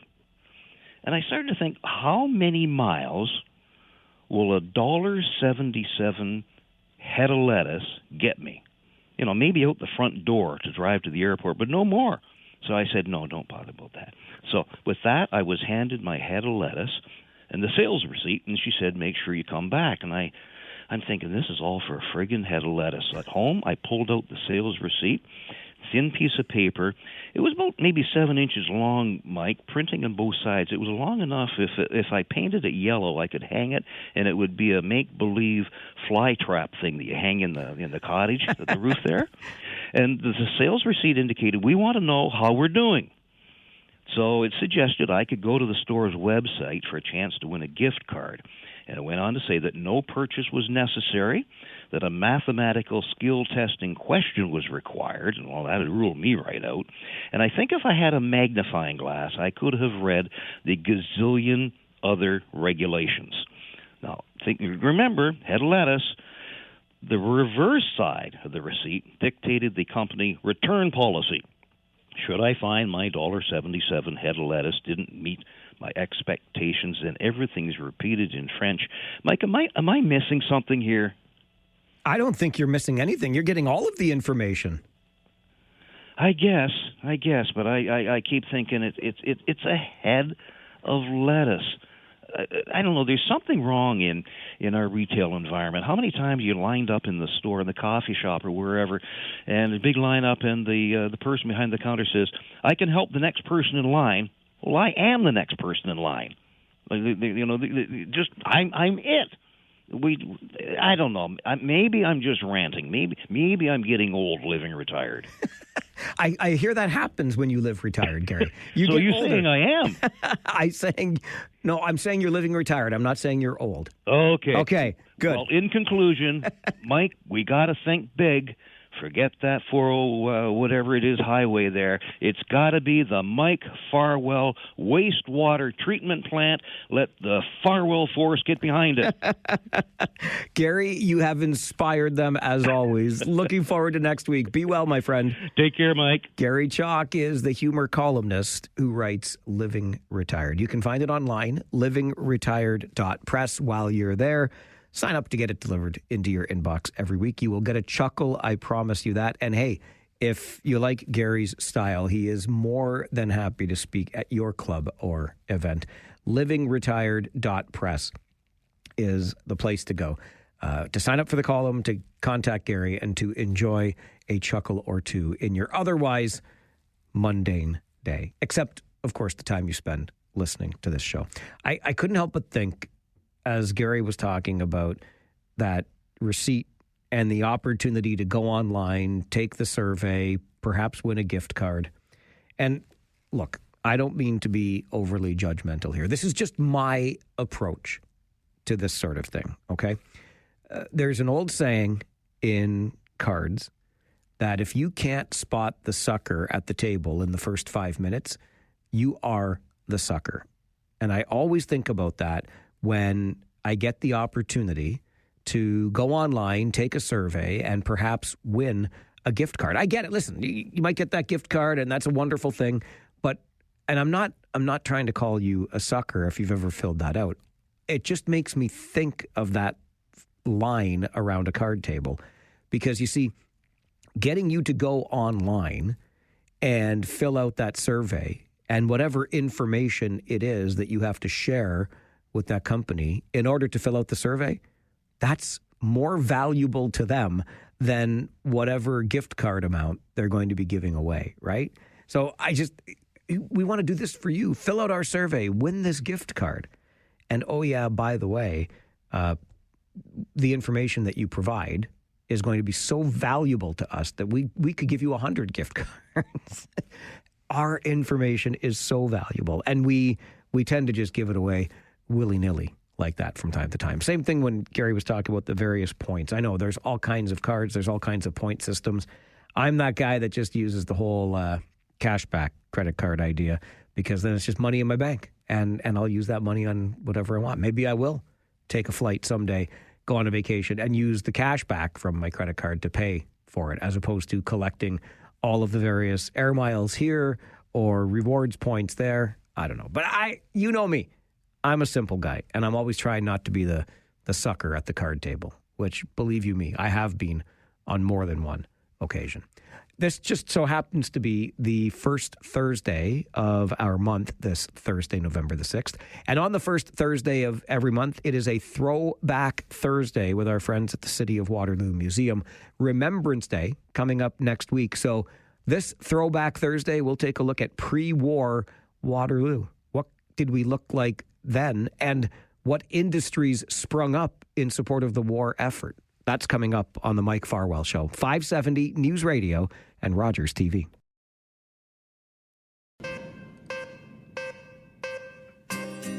It isn't just any Thursday here on the show. It is the first Thursday of the month. And when that Thursday rolls around, we are joined by our good friend from the City of Waterloo Museum, Jennifer Huber, who is a program and engagement associate there. And I want to remind you that the City of Waterloo Museum, right there at Conestoga Mall, you can visit Tuesday through Friday, 10 until 4, and admission is always free, which you know is one of my favorite F words. FREE, free, 10 till 4, Tuesday to Friday, the City of Waterloo Museum at Conestoga Mall. Good morning, Jen.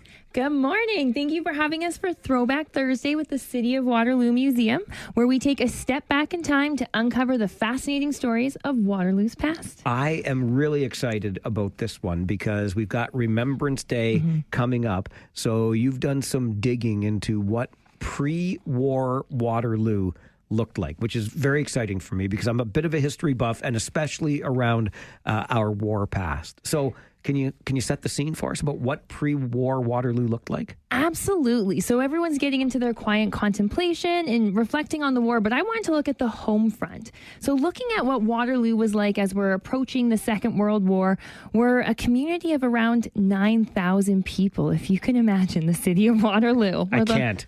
The little city of Waterloo. Exactly. 9,000. Yeah, Kitchener's around 30,000, so quite a bit bigger at this time. And Waterloo is bolstering around 30 different factories. You know, we've got some furniture, some glove companies, broom companies, and of course, one of my favorite topics, the historic Seagram's Distillery. Absolutely. We're the home to a couple banks head offices, 3 insurance company head offices, and 4 fire and casualty insurance companies.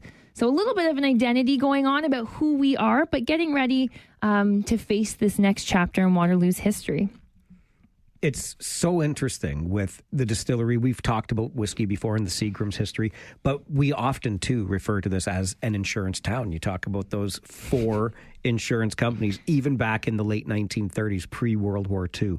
So if we go then, Jen, from the factory floor into the family kitchen, what did residents of Waterloo then do as they rolled up their sleeves and kind of got into this war effort?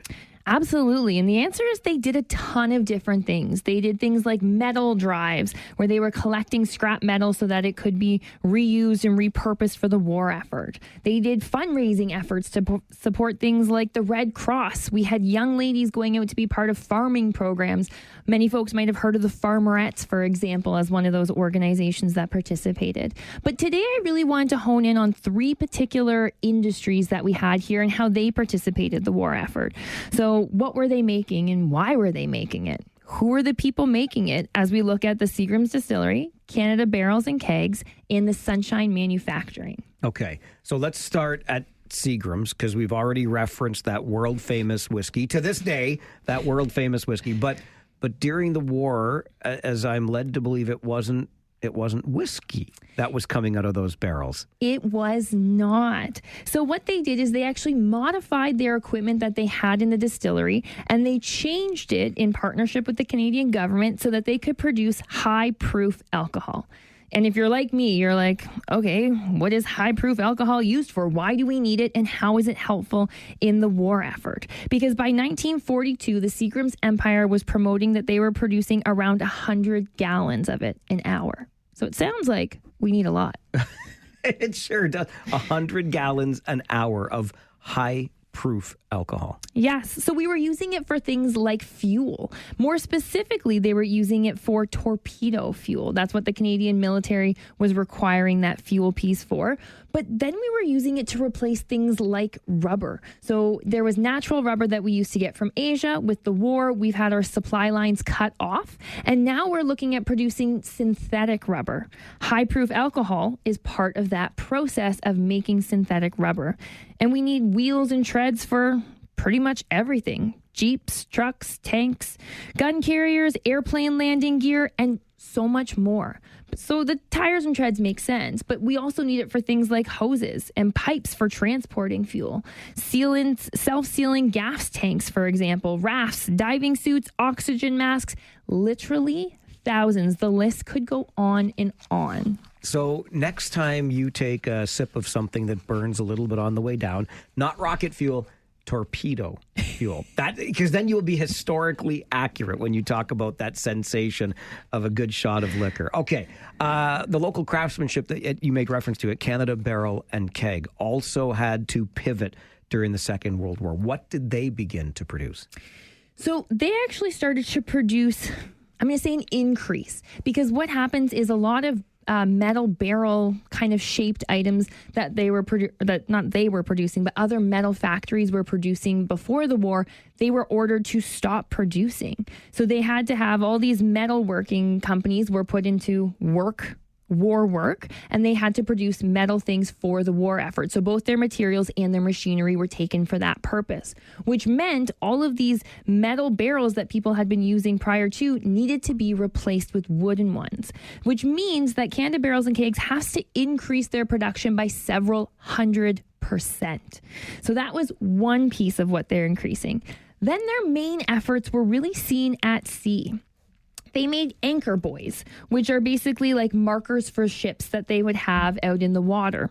So they were used to mark perimeters for things like warships, mine searchers, corvettes, things like that in unmined water areas. So they were outlining the routes that the ships could safely take. The other one that I found was freshwater barricos. And I never really heard of that word personally. I don't know if anybody else is an expert, but if you ever spent a lot of time on a ship, you will have heard of these. Basically, they were essential equipment for a lifeboat. They were like mini wooden barrels, if you will, that you can fit on the tabletop. They're a little bit more ovally in their shape, but basically what they had were legs or straps so they wouldn't roll around on the boats. And what you had in that was fresh water. So if by chance you found yourself in a lifeboat, you actually had water that you could take with you, saving millions of lives. Ingenious. It's ingenious. And you talk about the production having to increase several 100%. And I'm thinking back on that population number you shared earlier of 9,000. I think a lot of the people living in Waterloo at the time had some jobs, right? The war effort led to a lot of work. Okay, on the back of the Canada Barrels and Kegs property, Sunshine Manufacturing, something else that you mentioned, and that was really lighting up, I guess, the war effort, trading in roller skates and baby strollers for bombs and airplane parts. That is quite the departure. Can you tell us a little more about Sunshine Manufacturing, what they made? Absolutely. It does sound like quite a jump, doesn't it? Roller skates and baby strollers. Now we've got bombs and airplane parts. Just a bit of an extreme change there. But the factory, for folks, because it's no longer there, so folks who don't know where it is, it's located behind, or was located behind Westmount Place Mall, where Luther Village is today. Back in that part of the property. And yeah, they went from making household items to switching to supporting the military effort.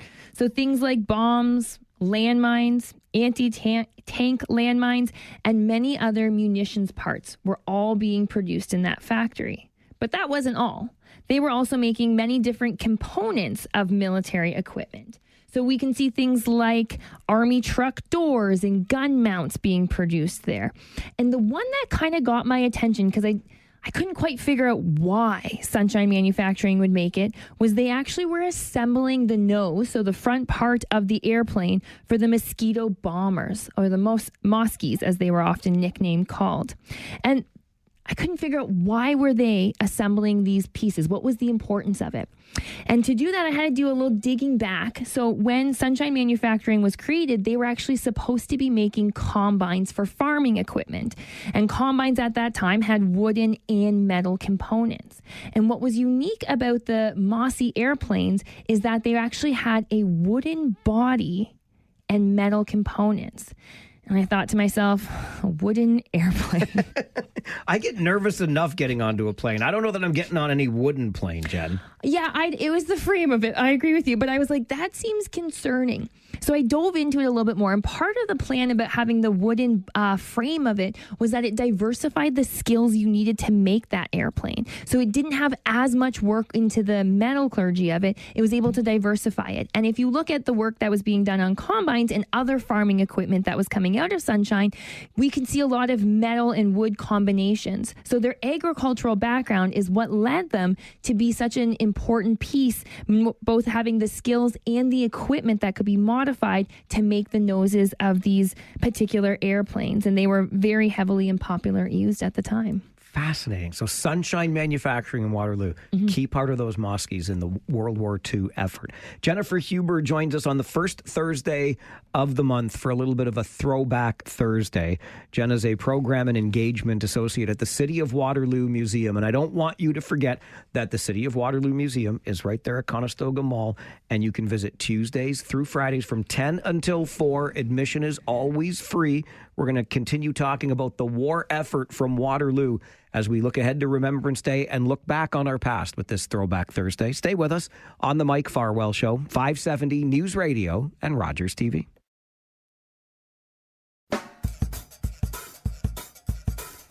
It is a Throwback Thursday here on the program with Jennifer Huber from the City of Waterloo Museum. We're taking a look at pre-war Waterloo and just some fascinating work that was done in our community to support the war effort. So let's talk a little bit more about Sunshine Manufacturing. You were just talking about how the agricultural roots led to the work that was being done for the war effort, which was obviously incredibly important with those Mosky aircraft. But let's talk about the workers and the atmosphere they would have been experiencing when all of a sudden production shifts to a 24-hour workday. Absolutely. So they were producing such vital items for the war effort. And I think they felt that importance and that presence.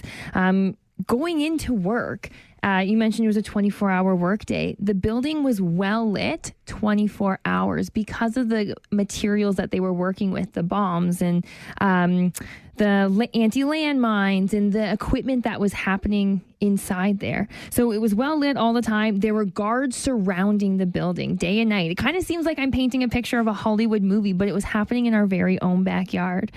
There was government inspectors that were regularly on site inspecting the equipment and each piece that was being produced and made, doing their spot checks and so forth. And staff that were showing up to work, they were screened. They were fingerprinted, and they even had to carry identification cards to prove that they were the staff that were supposed to be there working on these particular things.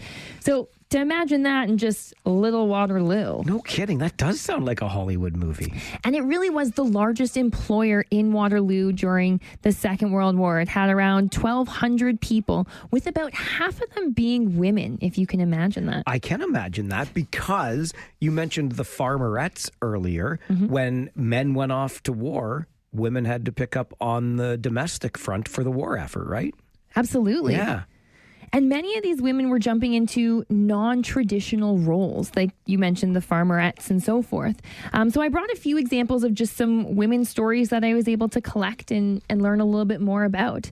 So there was a woman named Carol Culligan, and she actually was working at the factory for a little while. She worked in the 2-inch smoke bombs division. She grew up on Albert Street and had been in the area for quite a while. Now, she does stay working at Sunshine for a fair amount of time until she is joining the Royal Canadian Air Force, where she serves as a clerk. So again, she was a woman who had on the home front working in the factories, but then transitioned into a military role where she was replacing the men so that they could go off and fight more on the front lines. What I thought was interesting about her story is her and her 4 sisters all actually joined the Canadian Royal Air Force and serve. So there's a huge precedent coming from that family, but wasn't just them. There was Luella Kramers. She grew up on Ezra Street in Waterloo, and she was in her early 30s when the war broke out. She's got 3 young children when she first began to work at Sunshine Manufacturing. And I found very, very little evidence of childcare support at this time for these women. So with 3 small children, I'm assuming she had family that was helping her out, and that is how you would get through the day. But her job was to assemble the tails for the number 68 rifle grenades. Now, these were used quite a bit by the British Army. They were the anti-tank grenades that they were using. And between 1940 and 1945, hundreds of thousands of these were produced from right here in Waterloo and sent overseas to Europe. They were one of the most powerful and had the greatest coverage in their range that was being produced. So again, you can see why we have some of that tight security. Absolutely. And to anyone who's in the Ezra Avenue area today, see, Luella Kramers was a key part of the war effort. She wasn't boozing on St. Patrick's Day, okay? Just a little aside from me. And one more woman I wanted to mention that I learned a little bit more about was Lorraine Baldock.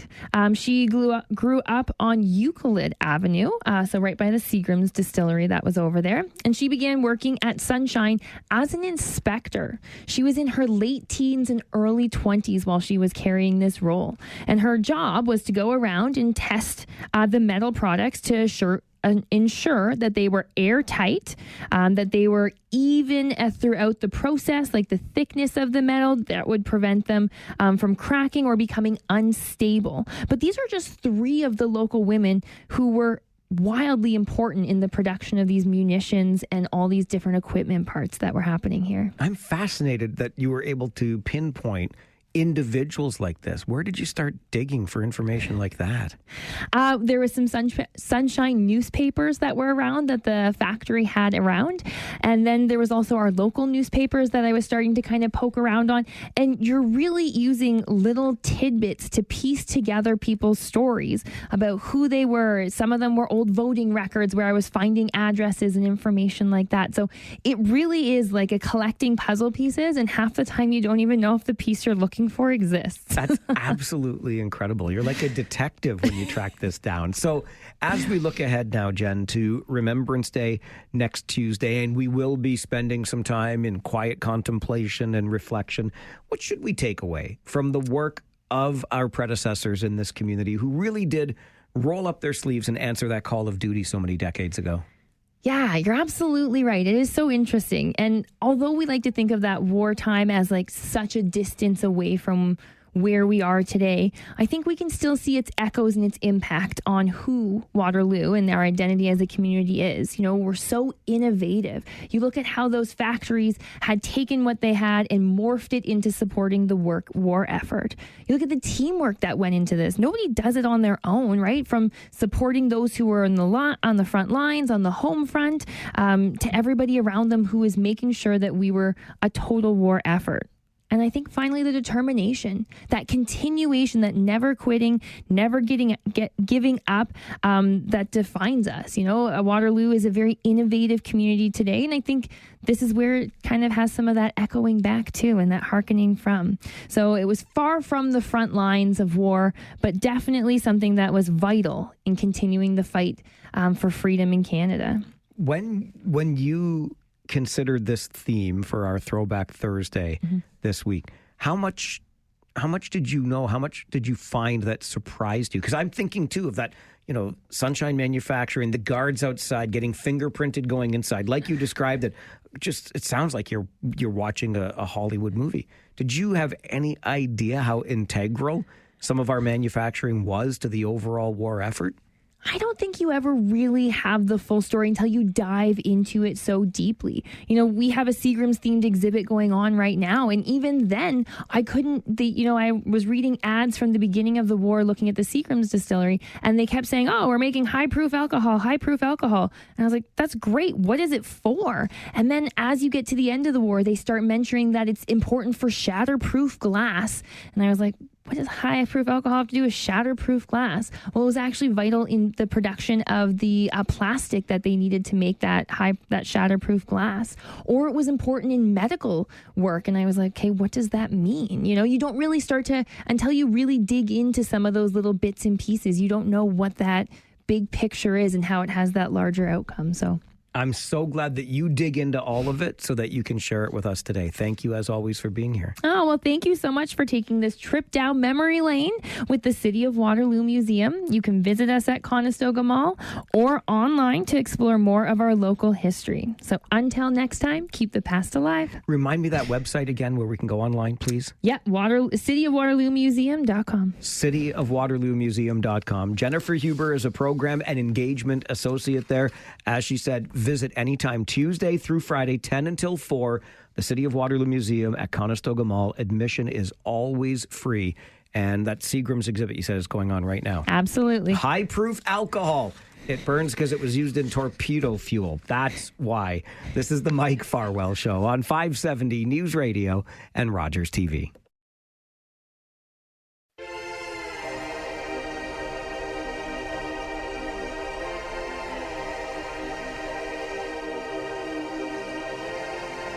Now is not the time, Waterloo region, to be crashing into Ion light rail trains.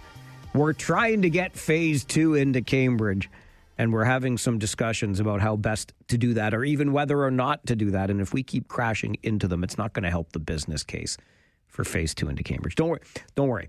Overshaunt's Hell, which is so busy and always full of vehicles and takes you into Preston, which is the part of our community that you can check in anytime you like, but you can never leave. It's the Hotel California of Waterloo region there in Preston. I'm telling you, try getting out. It's all a mess of lanes. Anyway, the train will be elevated there with some bridge stuff. Anyway, that's a bit of an aside. But my ears perked up when I heard that in Matt's 11:30 update. No more crashes. We're trying to get phase 2 done. We don't want to have people arguing that we crash into the trains too much, so we should just use buses. Apparently, we don't run into those. Although, apparently, we don't run into those. It is just after 11:30 on this Thursday morning. Thursdays at 11:30, a little something we call the Flipside, which is a break from some of the heavier stuff on the show, and we have a little bit of fun together. And I have a feeling, I mean, I could be wrong, because I know this for sure. I know this about me. I admit this about me. It's connected to my stubbornness, but I'm kind of a hard ass. I am. I am not the soft touch in the family, which is exactly the way it was when I grew up. If I wanted something when I grew up, I would go to my mom and ask for it, because my dad was the hard touch. He was the strict one, right? And of course, my mom was nobody's fool. Well, I have to ask your father, or have you asked your father? And then she'd go and ask my father, and the answer would be no, because I wanted something dumb and useless and whatever. My dad, he had the hammer, and he used it, and I have not stopped that kind of behavior. That's just the way it was, and so I continue to carry the hammer, and I know it's connected to my stubbornness because, well, this is the way it was for me. Rah, rah, rah, rah. I turned out okay. Rah, rah, rah, rah. So that's by way of background. But even still, I think even you more progressive parents are going to agree with me on this. But we're about to find out. You can tell me how you would react in this situation, okay? As always, our phone lines are open, and here's the story I got from my buddy the other day. There's a couple of things in this that just made me roll my eyes, because clearly he is one of those more, I don't even know if progressive is the word. here's the deal. So his kid has a driver's license, has completed his driver training. So he did very well on the in-class stuff, the road test, did all the things he needed to do, except for one little component, which was an online component. And apparently the kid's just anti-online driver's testing. It doesn't matter. It's not applicable to anything, yada, yada, yada. Well, when the insurance policy renewal comes up and my buddy is shopping around for a better rate and he finds a better rate, he gets the bill and the company asks for his kid's driver's completion, driver training completion certificate, and the driver training school won't provide one because his son didn't do the online portion of it. So he passes in class, he passes on the road, but he did not complete it fully because he doesn't think the online part is in any way applicable to his driving habits or his driving skills or whatever. So he hasn't really finished it. The school won't give him the certificate, and the insurance company says, well, that's going to cost you more then because you can't provide this certificate of completion of the driver training. So it's $13 more every month for the car insurance. And my buddy's like, I'm making the kid pay. The kid's going to pay the extra $13 and I'm taking it out of his allowance every month. This is where I'm like, hang on a second. You've got a kid who's old enough to have a driver's license and you're still giving the kid allowance? Not in my world. That's part one. Again, I'm the hard ass. But part two of the world is my buddy's having some misgivings about this because he doesn't think, with the reaction that he's getting, he thinks he might be overly harsh on his kid to make the kid pay the extra $13 a month for insurance. That's the cost on the insurance policy. The kid didn't do the online portion of his driver's training. Sorry, you're paying the extra $13. That's what we call a real life consequence for your actions. Do we not? But my buddy's thinking of caving on this. He's just going to suck it up and pay the $13. I'll tell you, first of all, my kid that's old enough to have a driver's license is not still getting an allowance from me. I'm sorry. You're going to have some kind of job, some kind of income. If you've got a driver's license and you're getting around and I would presume, like, I had to put gas in the car. That was part of the deal when we were kids, right? You use the car, you refill it with gas, et cetera, et cetera. Bottom line is this. Is it unfair to expect your teenaged child to pay the extra premium on the insurance that is created by their own behavior? I say it's a flat out no. I'm sure we're going to agree on this 100%. This is going to be a unanimous discussion today, right? Of course the kid has to pay the additional premium. And I guess if the kid doesn't want to pay the additional premium, one of two things has to happen. You go and you finish that online portion and get your certificate of completion from the driver training school. Or, you know what? You're on your own, pal. Go get your own car insurance and see how you like that bill. That would be me. My buddy's getting a little bit soft on this, in my opinion, and thinks that he should just suck up the $13 instead of making his kid pay the $13. What are we talking about here? A fast food combo a month? Come on with your coming on. 519-570-2545. Star 570 and 1-800-570-5715. It's $13 additional per month on the automobile insurance premium because the kid didn't complete the online portion of the driver trainer course. So the course, the school won't give him the certificate of completion. He doesn't believe he needs to do an online portion. Doesn't affect the driving. Do you make him pay the premium? I say without question the kid pays the premium. Not to mention, he's not getting allowance. So even still, dare I say, he's still not paying the premium. He's just getting less allowance.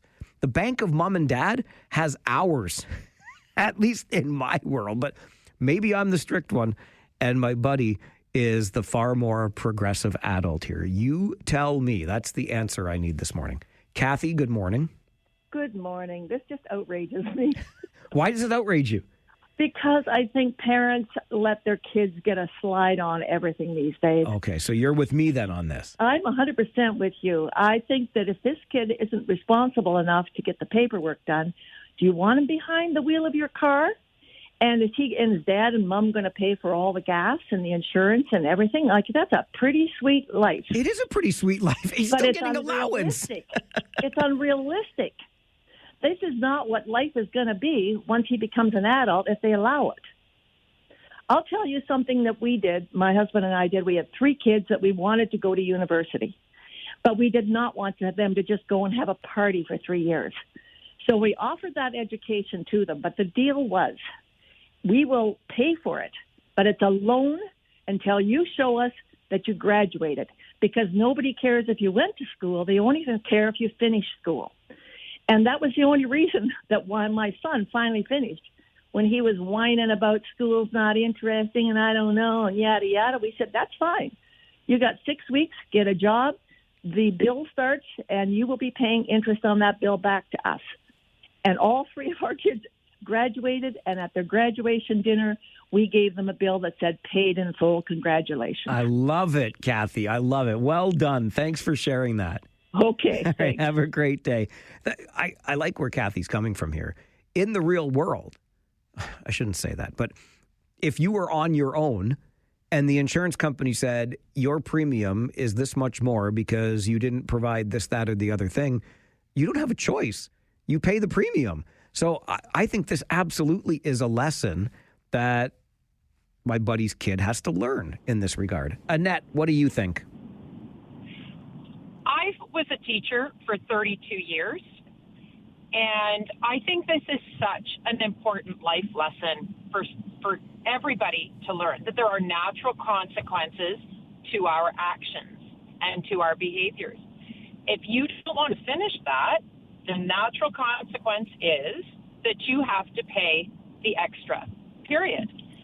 If you don't want to do your homework or you don't want to study, the natural consequence is that you potentially fail. And there's nothing wrong with failure. I think we've taken failure or we've taken natural consequences out of far too many situations, and that just perpetuates later on and becomes a greater problem as you move forward. Because if you get away with it once, why wouldn't you keep doing it? You know what, Annette? I think you were a fantastic teacher for 32 years.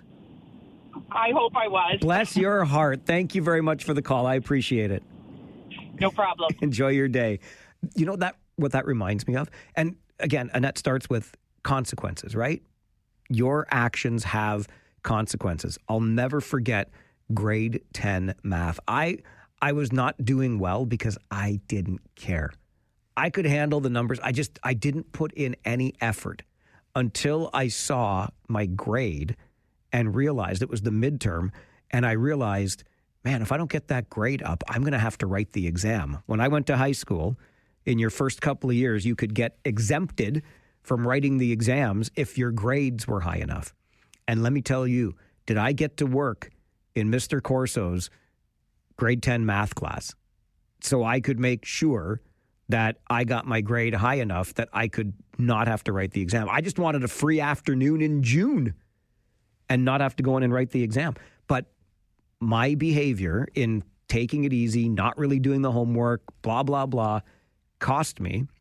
The consequence was a mark so low I would have had to write the exam. What did I do?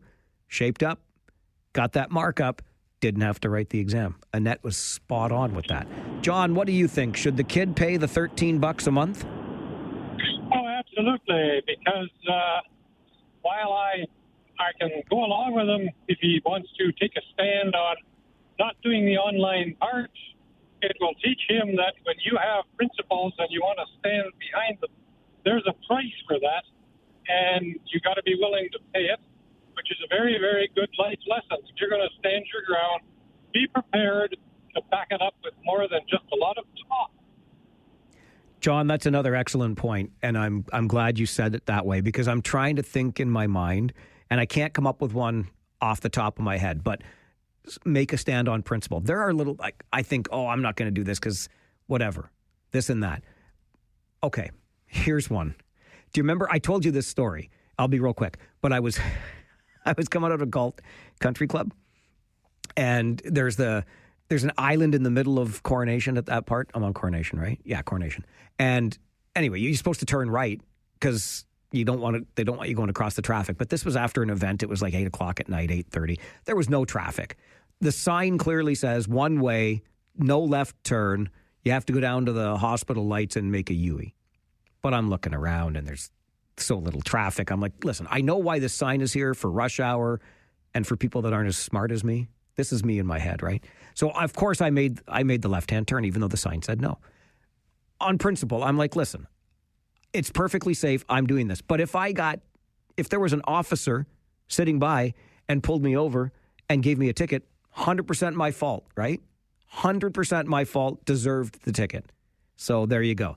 On principle, I disobeyed that sign, but I would have had to pay the ticket. John is absolutely right. You can take a principled stand all you want, but if it runs afoul of the rules, there might be a financial consequence. Of course, this kid has to pay the $13 a month, right? Or go do the online portion of your driver training. So far, it is unanimous, as I thought it would be. Are we too strict or not strict enough? We'll continue on the flip side on the Mike Farwell Show this morning. 570 News Radio and Rogers TV.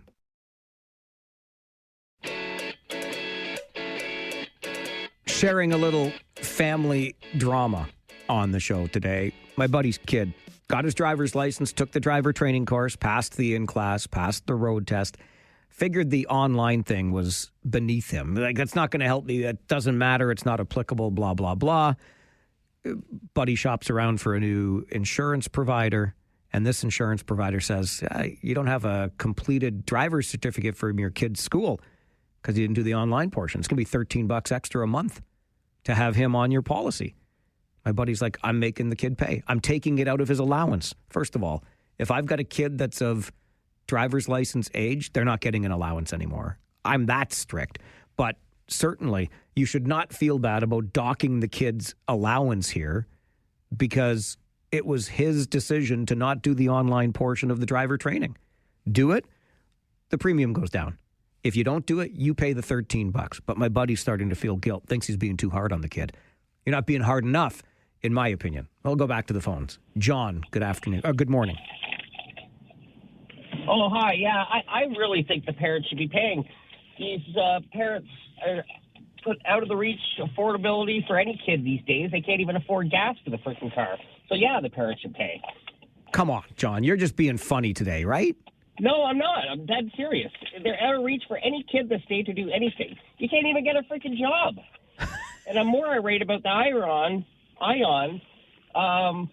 They're at a shortage of millions of dollars because they don't have the students this year. Okay, well... But anyways, getting back to the fact that, yes, the parents should pay for anything that they can because the kid can't even get a paper route these days without it taken away. All right, John. And yes, Grand River Transit, the $11 million shortfall we've been talking about, the absence of international students having an effect on Grand River Transit's bottom line. But John says parents, pay everything for your kids because everything is unaffordable for them, except their Starbucks lattes and their Uber Eats orders. But anyway, I'm just being facetious. Gail, good morning. Good morning. I guess I'm the anti-John because I have the total opposite opinion on this. My daughter, when she turned 16 and got her first job, I made her pay for a portion of her insurance. She also paid for her cell phone. And she had to put a portion of her money away to go away to university, even though I'd been saving for it since she was 2. And the reason I did that is because my parents didn't teach me how to save when I was a kid. And it took me lots of collection calls and debt collectors and you name it for me to actually learn that, hey, you have to pay your bills and take care of yourself. And that maybe makes me a hard one compared to everybody else. But I now have a 24-year-old daughter who has purchased her own house. And when she plans to do something, she makes spreadsheets and plans and does all of these things because she's learned how to be self-sufficient and she's learned how to do these things. And spoon-feeding them and babying them does not do that for them. So that's just my opinion.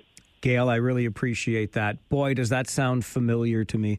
When I got my paper route, my allowance got cut off because I was earning then. And my dad drilled into me those same things about saving, paying yourself first. Yes, when I got my driver's license and I was still at home, I was under their insurance. I didn't have to get my own. So it was less expensive, obviously, but I paid the bill, put gas in the car. I respect John and the absolute love that comes from the idea I will pay everything for my kids because they've got it so tough. But I think Gail's spot on. I don't think you're teaching them anything by doing it that way because eventually they're going to have to pay for some things by themselves. Grant, good morning. Yeah, good morning. I would have to pay for it myself. So, yeah. That's how it would have worked in your house. Sorry? That's how it would have worked in your house. You would have had to pay for it. Well, if I want my car on the road, yeah, Dad would say, you want this? You either pay? All right. Well, then I think I'll go on the line. I'll finish the course. Exactly, right? That's all it takes. You save your $13 a month. We'll get one more in here. Tracy, good morning. Hey, I'm not saying you guys are wrong, but I'm saying as someone who did a lot of chores and never get paid, you don't know what this kid is doing around the house. Maybe they deserve more allowance. Thanks, Mike. All right, Tracy, appreciate that. You know what? Maybe they do. You're right. I'm not in that house. But allowance, that should be another fun question. When did your allowance get cut off? Because mine got cut off when I was 10. I was 10 years old, grade 4, and I got my paper route. That's when my allowance got cut off. That's interesting, though. Do you still give your kids allowance? Maybe we can get into that in the next hour on Talkback. But Tracy, I hear you.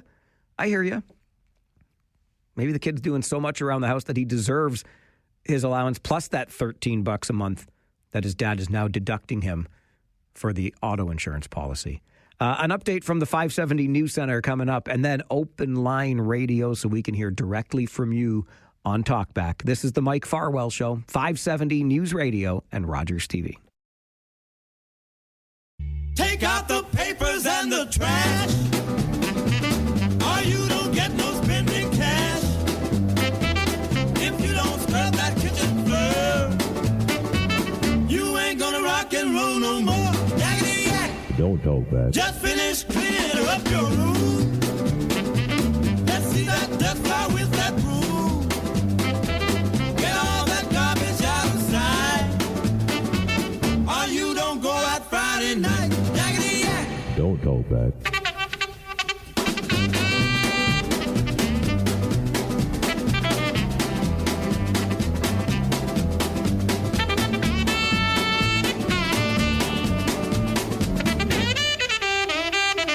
I think this is as good a time as any to remind you what I read yesterday about increasing our happiness. Did you know that scientists have found that people who have deeper and more meaningful conversations tend to be significantly happier than those who mostly stick to small talk, which means you are a happier person for your participation in this show. God bless you for it. Phone lines are open for us to engage in that meaningful conversation and be happier as a result. 519-570-2545, star 570. And 1-800-570-5715. Jersey Bill starts us off this afternoon. Hello, Billy. All right. Yesterday, I talked about American democracy. Today, I'm going to call you out on this Canadian democracy, on your outrage about the floor crossing. Do it, because there's no democracy where the floor is being crossed, Billy. Yeah, but I happened to take a look at the actual political situation out there in Nova Scotia. And it turns out that Mr. Anchaman, he received 47.7% of the vote. The Liberal candidate, Ronnie LeBlanc, got 46.6%. And then more of the votes went toward left-leaning parties, the NDP and the Greens, rather than the PPC. So, and then I checked what's the environment, in the area, and the riding to the just to the south of his. Jessica Fancy Landry received 27,831 votes, 54.9% of the vote. And the riding to the south of him, South Shore St. Margaret, that was Cody Blows. Oh no, at Kings Holt. Kings Holt was the riding just to the east of him, and in that one he received 35,836 votes, or 60%. So he's in this area which tends to. Are you saying those others were liberal votes? Okay, yeah.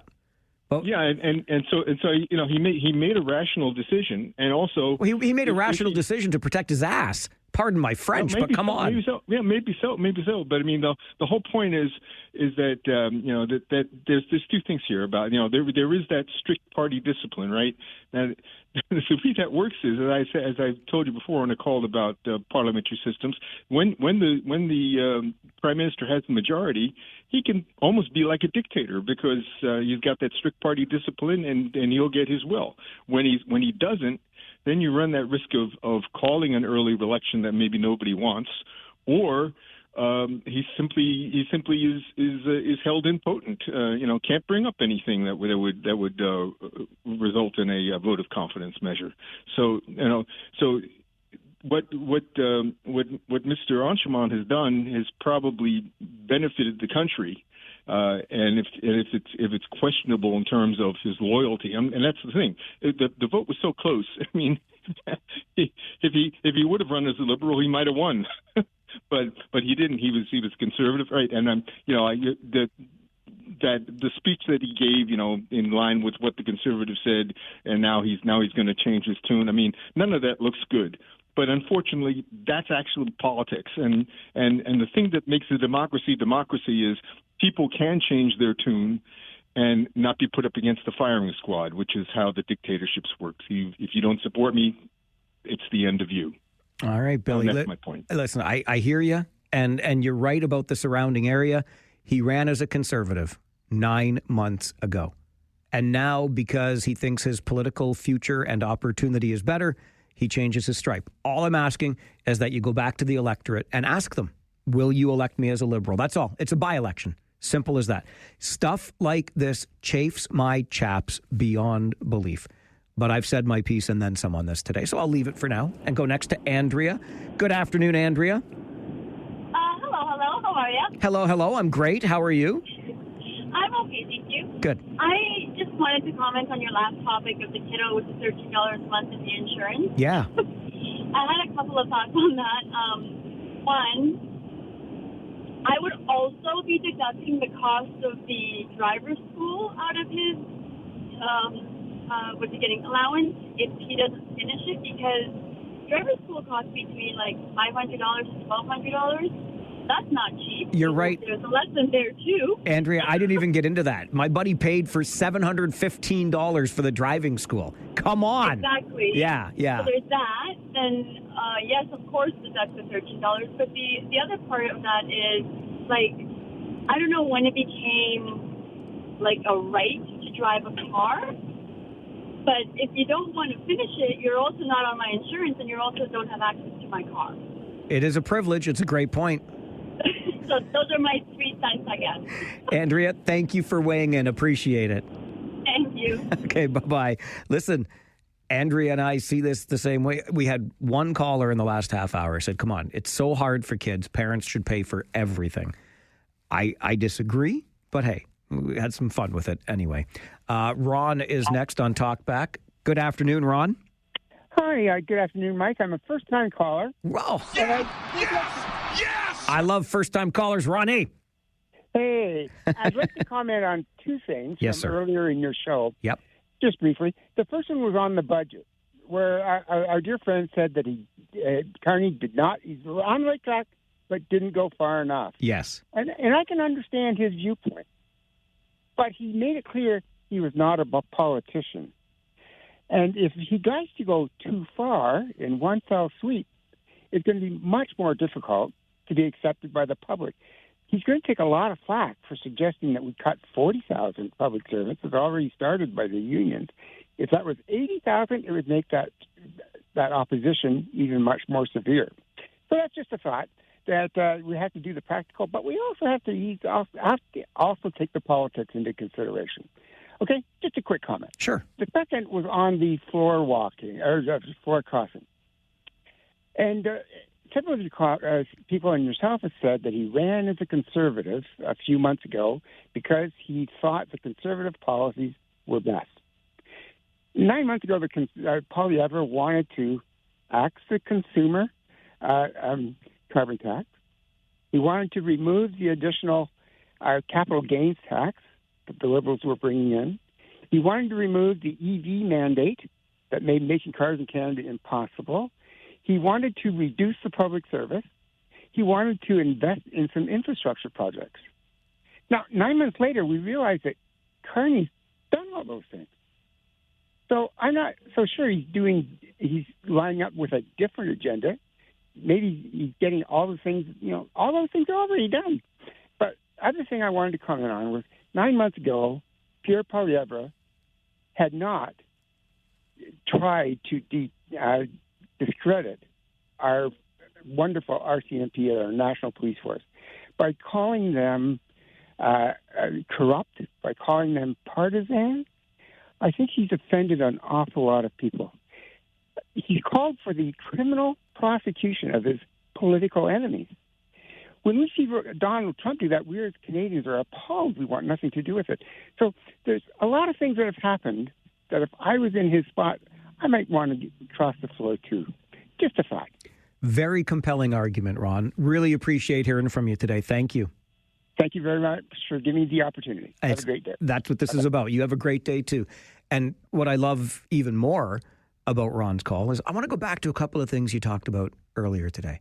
The budget, the floor crossing. That's what Talkback gives us the opportunity to do. Maybe you've been in the Senate for the last little bit. You have some sober second thought on things we talked about earlier, or you didn't get a chance to call then. I disagree with Ron still, but that is a very compelling argument that the tent changed, or the leader of the tent changed to a point that Mr. d'Entremont could no longer support the leader of the party under whose banner he ran originally. Here we go. I still say by-election, but Ron paints a very compelling case for the other side. That's what Talkback is for, to exchange some ideas, meaningful conversation. We're going to be happier because of it. The Mike Farwell Show continues, 570 News Radio and Rogers TV.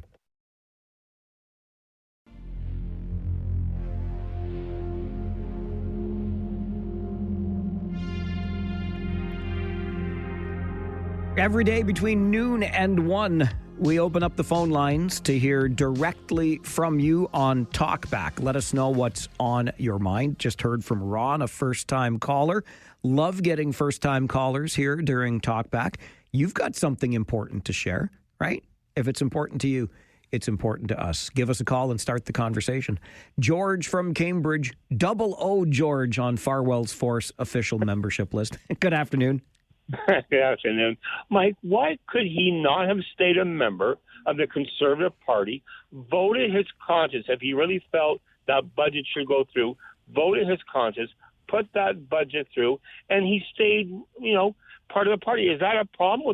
Would Poilievre not have liked that? Can you help me out with this? You know what? I think you're onto something there. Absolutely not. Poilievre would have hated it. So would have his colleagues in the Conservative caucus. But that, to me, is standing up for your principles, George. Absolutely.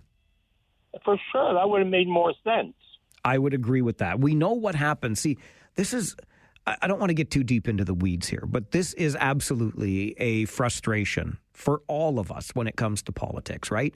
The party system means that you are under that banner, you're under that tent, you will follow or toe the party line. It's that simple. There's a reason we have this thing called party discipline in our party politics, provincially and federally. So you go astray, you vote your conscience, and you will pay a price. You'll be so far on the back bench, they'll have to build a new one for you. But at least you would have voted your conscience, which is one of the things that crossing the floor really upsets me, or one of the reasons it really upsets me, because I think you're demonstrating a lack of integrity. You really are. You believed enough in the Conservative principles 9 months ago to run as a Conservative. Sure, maybe things have changed. So go back to the electorate. Let them know. Let your voters, the people who hired you, let them know things have changed. This is why I can't do it anymore. Will you reelect me as a member of another party? Simple as that. But stand by your convictions. Don't just cross the floor to the other side because the water is so much nicer over there. That's my take on it. Kyle, good afternoon. You're on Talkback. I got to apologize for yesterday. I didn't realize that I was not allowed to make a comment on the LRT because I don't live in the Cambridge area or regional Waterloo anymore. Come on. But I guess my Ontario and my federal money that got put towards your grant to get the LRT system doesn't count, right? Because according to, what was his name? Was it Commander Chris or something like that made the comment that says I'm not allowed to call in? Or make a comment because I live in Listowel. Well, I guess the $300 million that the government of Ontario and the $283 million that the federal government gave in of my taxpayer money that's also funding your LRT system doesn't count, right, Mike? Kyle, you count with me. Don't be. No, I'm just asking. Don't get bruised so easily. Come on I'm now. not getting bruised. I mean, that's where I'm coming from, right? Like It's the same thing when you say that it takes 45. You drive. How many times have you taken the LRT, Mike, or the bus system in Waterloo region? A handful. But do you take it? Do you drive more than you take the transit system? Of course I do. And do you do multiple stops in your car along the way home, or do you go direct usually from one area to another? No, I drive direct. Okay, so then there you go. So now if you add a stop sign, or let's say a traffic stop every 5 minutes, and you're hitting that traffic stop for, let's say, a minute each time, so you have 5 of them. That's 5 minutes added onto your direct drive, is it not? I'm not understanding your point here, Kyle. My point is that transit system makes multiple stops and just like that bus system where you drive direct from one point to another. I'm stuck behind a bus every time it stops.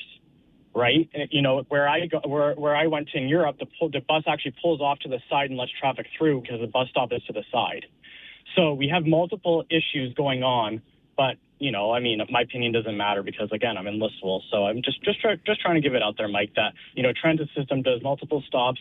It's just like a courier driver. Like we make multiple stops every time. It says 5 minutes to do each stop. At the end of the day, I'm adding an hour just in stops alone, right? So it's not really you can't really compare a car versus a transit system when a car does it's a direct route from one point to another, where a transit system does multiple stops within a direct from one end of the area to another, like Conestoga to the Fairview Mall. It might stop 15, 20 times within that one route, right? So just my 2 cents on it there, but I just thought I'd call in and apologize for yesterday. Okay, Mike? Okay, Kyle. Thanks, Kyle. Your opinion's always welcome. We'll. You know what? I should be more like Rob Snow. Rob doesn't get into the whole, well, this caller said that, and throwing some shade, if you will, at the previous caller. But I know Kyle. Kyle, you can handle it. I know you can. Sorry you're a little bruised today. But thanks for calling back in. Mary, good afternoon. You're on Talkback. Good afternoon, Mr. Mike with the mic. Hello, Mary on a bike? Yeah, on the bike. Did you say that? I said that. Oh, okay. Well, I have a lot to say, but I can't say it all in the time, so I picked... Mary, just jump right in. Go for it. Well, I am. I'm going... Carney took all of Poilievre's ideas and took them as his own platform, like the carbon tax. There was another one, and ran on that. They were all Poilievre's ideas, correct?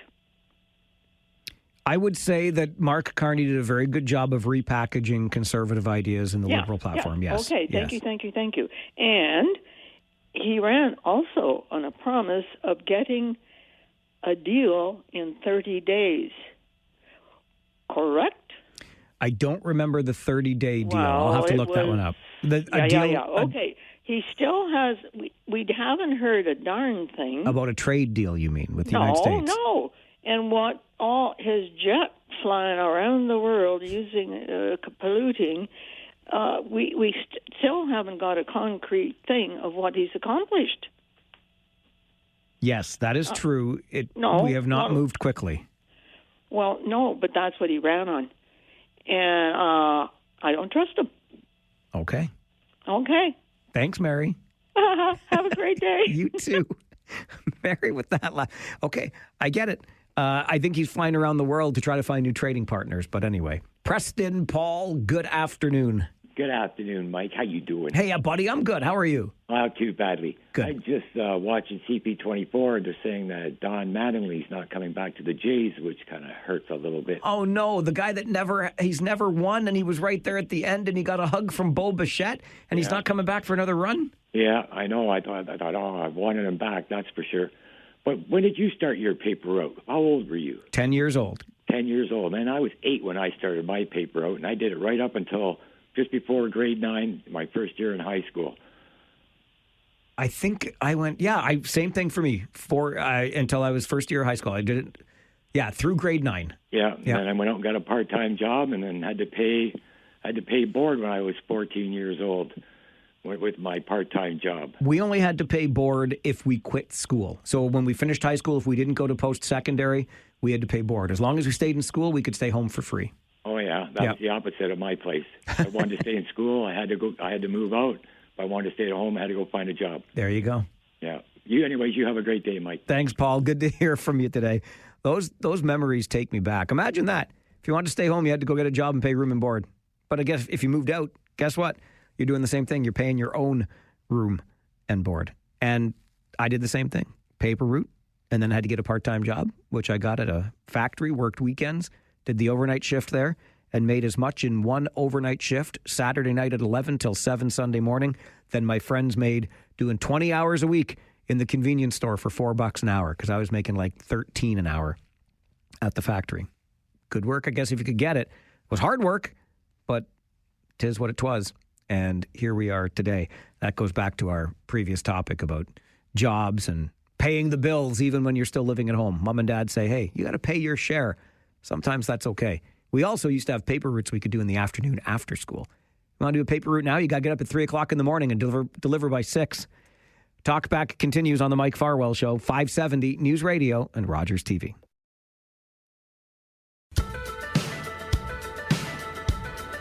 Thanks to Marino for the email to Mike at 570news.com. Mike, you keep saying 9 months ago. That was the provincial election. The federal election was the end of April, 7 months ago. Thanks for making me feel worse, Marino, but also for correcting the calendar math. Look, earlier this year, you ran under one banner. Now you're changing teams. I think that should trigger an automatic by-election, but I've made my case for that all day long so far. Others have said, hey, consider this, consider that. I am open to your considerations on it. It fires me up, though, crossing the floor in politics, but just because it's something I would never do. But I'm not a politician. I'm also not ever running for politics, so there's that. Mike, Farwell's Force, number 37 from Point Clark, you beauty. Good afternoon. Good afternoon, Mike. I've had some thoughts on this crossing the floor stuff. I looked up on this morning on how many MPs since Confederation have crossed the floor. There are 300 of them. What I would be more comfortable with is if he didn't cross the floor but sat as an independent until a by-election could be called. I think if he had a problem with the leader, then he may want to state that and say, I've had a problem with the leader, and I'm going to sit as an independent. And I think that would be more acceptable to Canadians. That's my thoughts, Mike. All right, Mike, appreciate that. I think you're probably right about that. I really do. Let's go next to Andy. Good afternoon, Andy. Yes, good afternoon, Mike. How are you? Good, thanks. How are you? Good. Just a couple of things. You're talking about e-bikes the other day. For pedestrians for safety, I would made it mandatory for them to have lights on the front and the rear of those, as well as maybe looking to either license or have them insured for the individual, because they do whiz by, especially in the crosswalks and trails. They certainly do. Yeah. The other one, I agree with the Prime Minister with his budget. However, there was a lot of stuff left out with stuff that needs to be addressed now with food costs and the food bank problem in the area. And I think that should be addressed, to all the people of Waterloo and Kitchener. But yeah, that's all I need to say, Mike. But thank you. All right, Andy, thanks very much for being a part of the show today. Good to hear from you. Walter is next. Good afternoon, Walter. Yeah, number 34 here, pal. And Mike, I have to say, I have to agree with that satirist that you had on this morning. I can't think of a better thing to have named after you than a stink plant. I think that's an awesome idea. Yeah. I love it. I will back that. And as far as the fella, crossing the floor, I'm 100% in line with you that he needs to be an independent until a by-election is held, because it's just not right, in my opinion. Now, I've said my piece. There's lots of other people coming, but I can't wait, to drive by that sign on that plant. Thanks, buddy. Thanks, Walter. I appreciate it. This all started the other day. Was it just yesterday? Forgive me. They all blur together. But we were talking during All News Mornings about Highway 7. And, let me just go back to this part, if I may. I'm just trying to figure out what kind of world it is that we live in, whereby we are demolishing a bridge to build a highway that we're never going to build. Like, it's fascinating to me. But as you know, the Frederick Street Bridge in Kitchener is coming down next month as part of the grand plan to build a new, improved Highway 7 between Kitchener and Guelph. I'm sorry, but I've heard wolf cried too many times already to have any faith in anything about Highway 7 ever coming to fruition. So I hope you're enjoying the show, by the way, on Rogers TV Cable 20 right now, if you are, because the camera, which is operated remotely somewhere, is just randomly spinning. You get to see the entire studio. There's my jacket over there and my bag, and it's just rolling around the whole studio. Sorry, I got distracted by the camera and the monitor. So we were joking about Highway. I was joking about Highway 7 because I don't think it's a highway that's ever going to be built, at least not in my lifetime. So I had suggested that I would appreciate it if you would come to my funeral and toast me at that funeral with the words something along the lines of, the poor guy, all he wanted to see was a Highway 7 in his lifetime, and he didn't get it. But gosh, he tried hard. Here's a toast to Farwell, which prompted my manager to send me a message and say, the Mike Farwell Memorial Highway has a pretty good ring to it. So we had some fun with that. And then Gary Chalk, our satirist, as Walter so accurately points out, who joins us on Thursday mornings for Living Retired. That's the humor column that Gary writes, and we have some laughs about it on the show. Well, Gary called this morning. We were talking about his life as a retired guy, and he said, you know what they should really name after you, Farwell, is a wastewater management plant. Or, as Walter so eloquently just put it, a stink plant. Perfect. Put my name on it. I can't wait to be at the ribbon cutting. I actually don't want my name on anything. Even this show. I didn't come up with the name for this show, by the way. They named it the Mike Farwell Show, and then they kind of put themselves or painted themselves into a corner. Who are you going to get to host the Mike Farwell Show besides Mike Farwell? Mark is next on Talkback. Good afternoon, Mark. Afternoon, Mike. Mike, where the heck is the bridge on Frederick Street?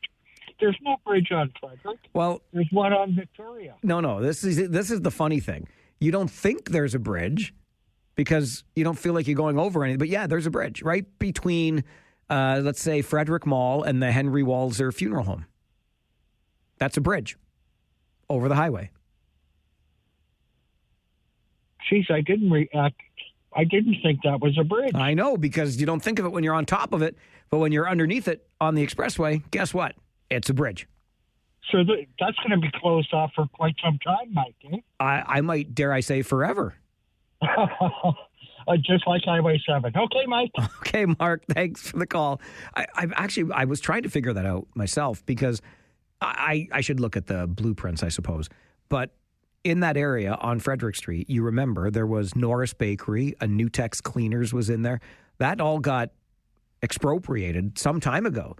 And so if the Frederick Street Bridge is coming down, they've already redone the Victoria Street Bridge. right? I'm wondering if for the new Highway 7, if the Frederick Street Bridge, so to speak, as we know it, will ever return, or if that area, kind of where the businesses used to be, will be like an on-ramp onto the new Highway 7, right? I don't know. I don't know, but there's a couple of businesses down there. They got, like I said, the Henry Walzer Funeral Home is down there. There's a pharmacy down there that people would drive along Frederick Street to get to. Listen, we'll figure it out. We're not going to have a choice. But the bridge, she's coming down in December. But I think that area, if you drive Frederick and you see where the businesses used to be, that small little building there, that low rise, is gone. And I think maybe that'll be some kind of connection to the highway, is my thinking. So I don't know. I don't know you ever need the bridge back again. You got a nice one on Victoria Street rebuilt already. So we'll see how she goes. Glenn, you're next on Talkback. Hey, Mike. Just wanted to follow up on yesterday about the pipeline, water pipeline. I didn't say anybody from the region was doing a bad job. Far from it. They're most likely doing an excellent job. All I'm saying is we need to trade in the 60 Plymouth for something newer, just to clarify. I didn't remember you saying anybody was doing a bad job. You just said instead of LRT, we need to invest in a pipeline. Yeah, and you mentioned, may I was misunderstood you, that somehow that I thought the region was doing a bad job, which I don't, right? It's just that, it's time to upgrade. That's the only reason for the pipeline. All right, Glenn. Well, listen, I appreciate the call and the clarification. I didn't mean to misrepresent you. I don't recall saying that you had indicated the region was doing a bad job, but that was yesterday. I barely can remember what I ate for breakfast today, so thanks for the clarification. Next, we go to Willie on Talkback. Good afternoon, Willie. For breakfast this morning, you probably had a butter tart.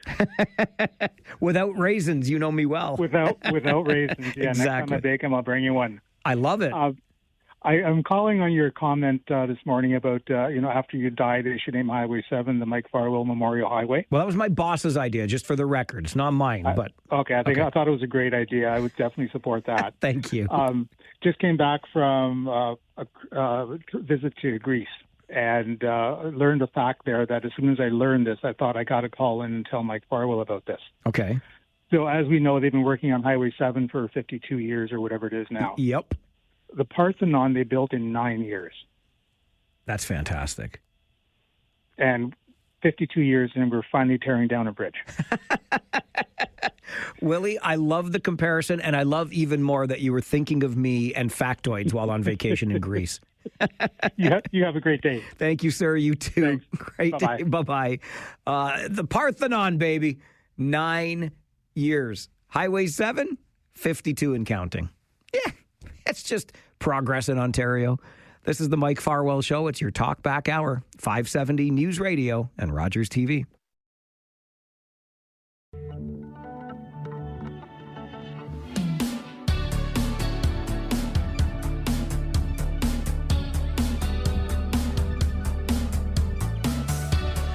A lot of talk this week so far, today included, about the federal government. It was budget week, so obviously there's much to talk about. The highly controversial floor crossing gives us more to talk about. But lest you forget, our provincial government is also hard at work. No, seriously. Our provincial government is hard at work. And I'm about to prove that to you. So don't you call me a liar, which might have been a word uttered at Queen's Park yesterday. The provincial government is hard at work. You may have heard something about the controversy around the Skills Development Fund that is run by our Labour Minister, David Piccini.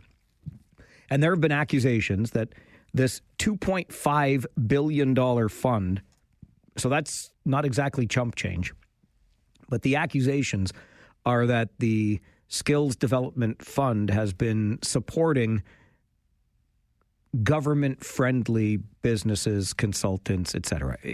Bottom line is, if you're connected, you can get some money from this $2.5 billion fund. The provincial government says this is all being very carefully audited, checks, balances, etc.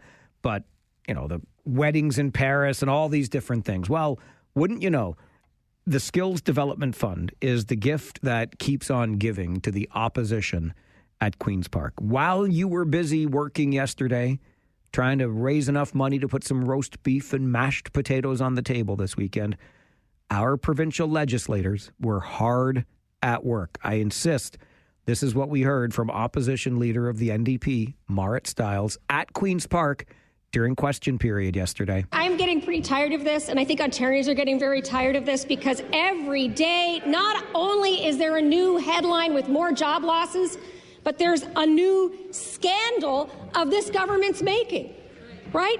Every day, another headline, another story about some conservative insider. Maybe he's a strip club owner, maybe not, but they've cashed in on this government's pay-to-play scheme. Oh, yeah. No, but there was a strip club owner there. Through the Speaker. And I think you know it, because he was delivering the hot dogs at your barbecues, Premier.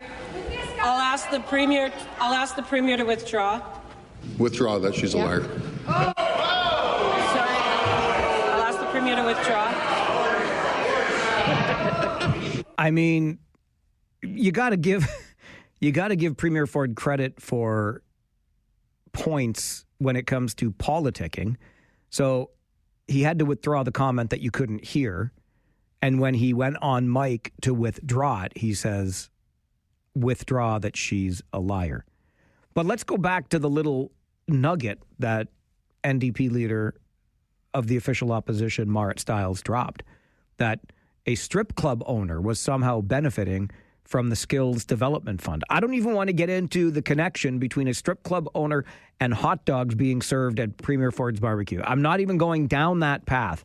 However, this was not a nugget that leader of the third party, John Fraser, that would be the leader of the Liberals at Queen's Park, he wasn't going to let this nugget go. And John Fraser waxed eloquently about the time that MPPs put in, the time away from their families. They're all in this together. They all miss their families while they're at work at Queen's Park. And then John Fraser had this to say. So we all go back at the end of the week, and we're so glad to go home. I'm happy to go home. I miss my family. And then I talk about what's going on here. And I talk to friends and neighbors, my daughter, my wife, my sons. So I want to know from the Premier, how do I explain to them that the government gave $10.8 million to the owners of a strip club? How do you explain to your family that your provincial government gave almost $11 million to the owners of a strip club? Premier Ford, of course, is adamant that all of this is a bunch of hooey. That is 100% absolutely false. Just dig into it, do your due diligence, and you'll find that. It may sound real, good theatrics for the Liberals, but it's absolutely false. We're training over 700,000 people. Our goal is to hit 1 million people and give them an opportunity that they might otherwise not have. Okay. So is it good theatrics? By the sounds of things, when you dig into it and do your due diligence, it does appear to be theatrics. I mean, it's a pretty sexy headline, isn't it? You gave how much money to a strip club through the provincially funded Skills Development Fund?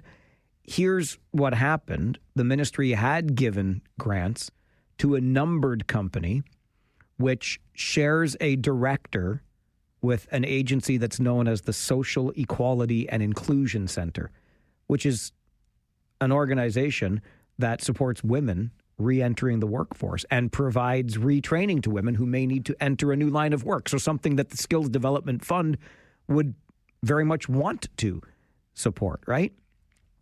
Well, it turns out that the Social Equality and Inclusion Center did some work with a number of organizations, including the Toronto Event Centre, which was operated by the same man who now operates not a strip club per se, although it is listed in Toronto as an adult entertainment establishment, but it is a nightclub where your discretion is assured. I haven't been inside of it, so I don't really know why your discretion needs to be ensured based on what's going on inside, but nonetheless, it's, I think, enough degrees of separation here The Social Equality and Inclusion Center sounds very much like the sort of agency that the government would want to support through the Skills Development Fund, but through their partnering with the Toronto Event Center, which was being run by this same guy who now runs the nightclub for adults who require discretion, the opposition is claiming that almost $11 million has been given to the owner or operator of a strip club because it makes for a good headline, doesn't it? And maybe there is more that will still come out as far as this story is concerned. But I always like to remind you, while you've been busy doing the things that you do every day, including listening to this show, and thank you for that, this is what our legislators are busy doing at Queen's Park. I'm going to leave you with my not too wacky conspiracy theory, I don't think. I'm not so sure that Chris D'Entremont is going to be the last MP to cross the floor. Might be another two Conservatives, might be a member of the NDP. But I have a feeling that maybe the plan to pass this federal budget was not to get enough support from across party lines, but to recruit enough members from other parties that you suddenly have a majority. I find this to be a very intriguing time in federal politics. I'll just leave you with that thought for today as we wrap up. Get ready to send you over to Now You Know with Rob Snow and look ahead to our Friday show tomorrow, which will, as always, feature our not $1 million question right off the bat. Kitchener Mayor Barry Verbanovic will join us to react to the fall fiscal update coming from the province this afternoon. Minister Peter Bethlen-Falvey about to deliver that address in mere minutes, so we'll react to our province's economic state tomorrow on the show. The Coaches Show, the Friday 4 Roundtable, and more on tomorrow's program. I'll be back at 9. I invite you to join me then. My name is Mike Farwell. You are a force for good. Bye for now.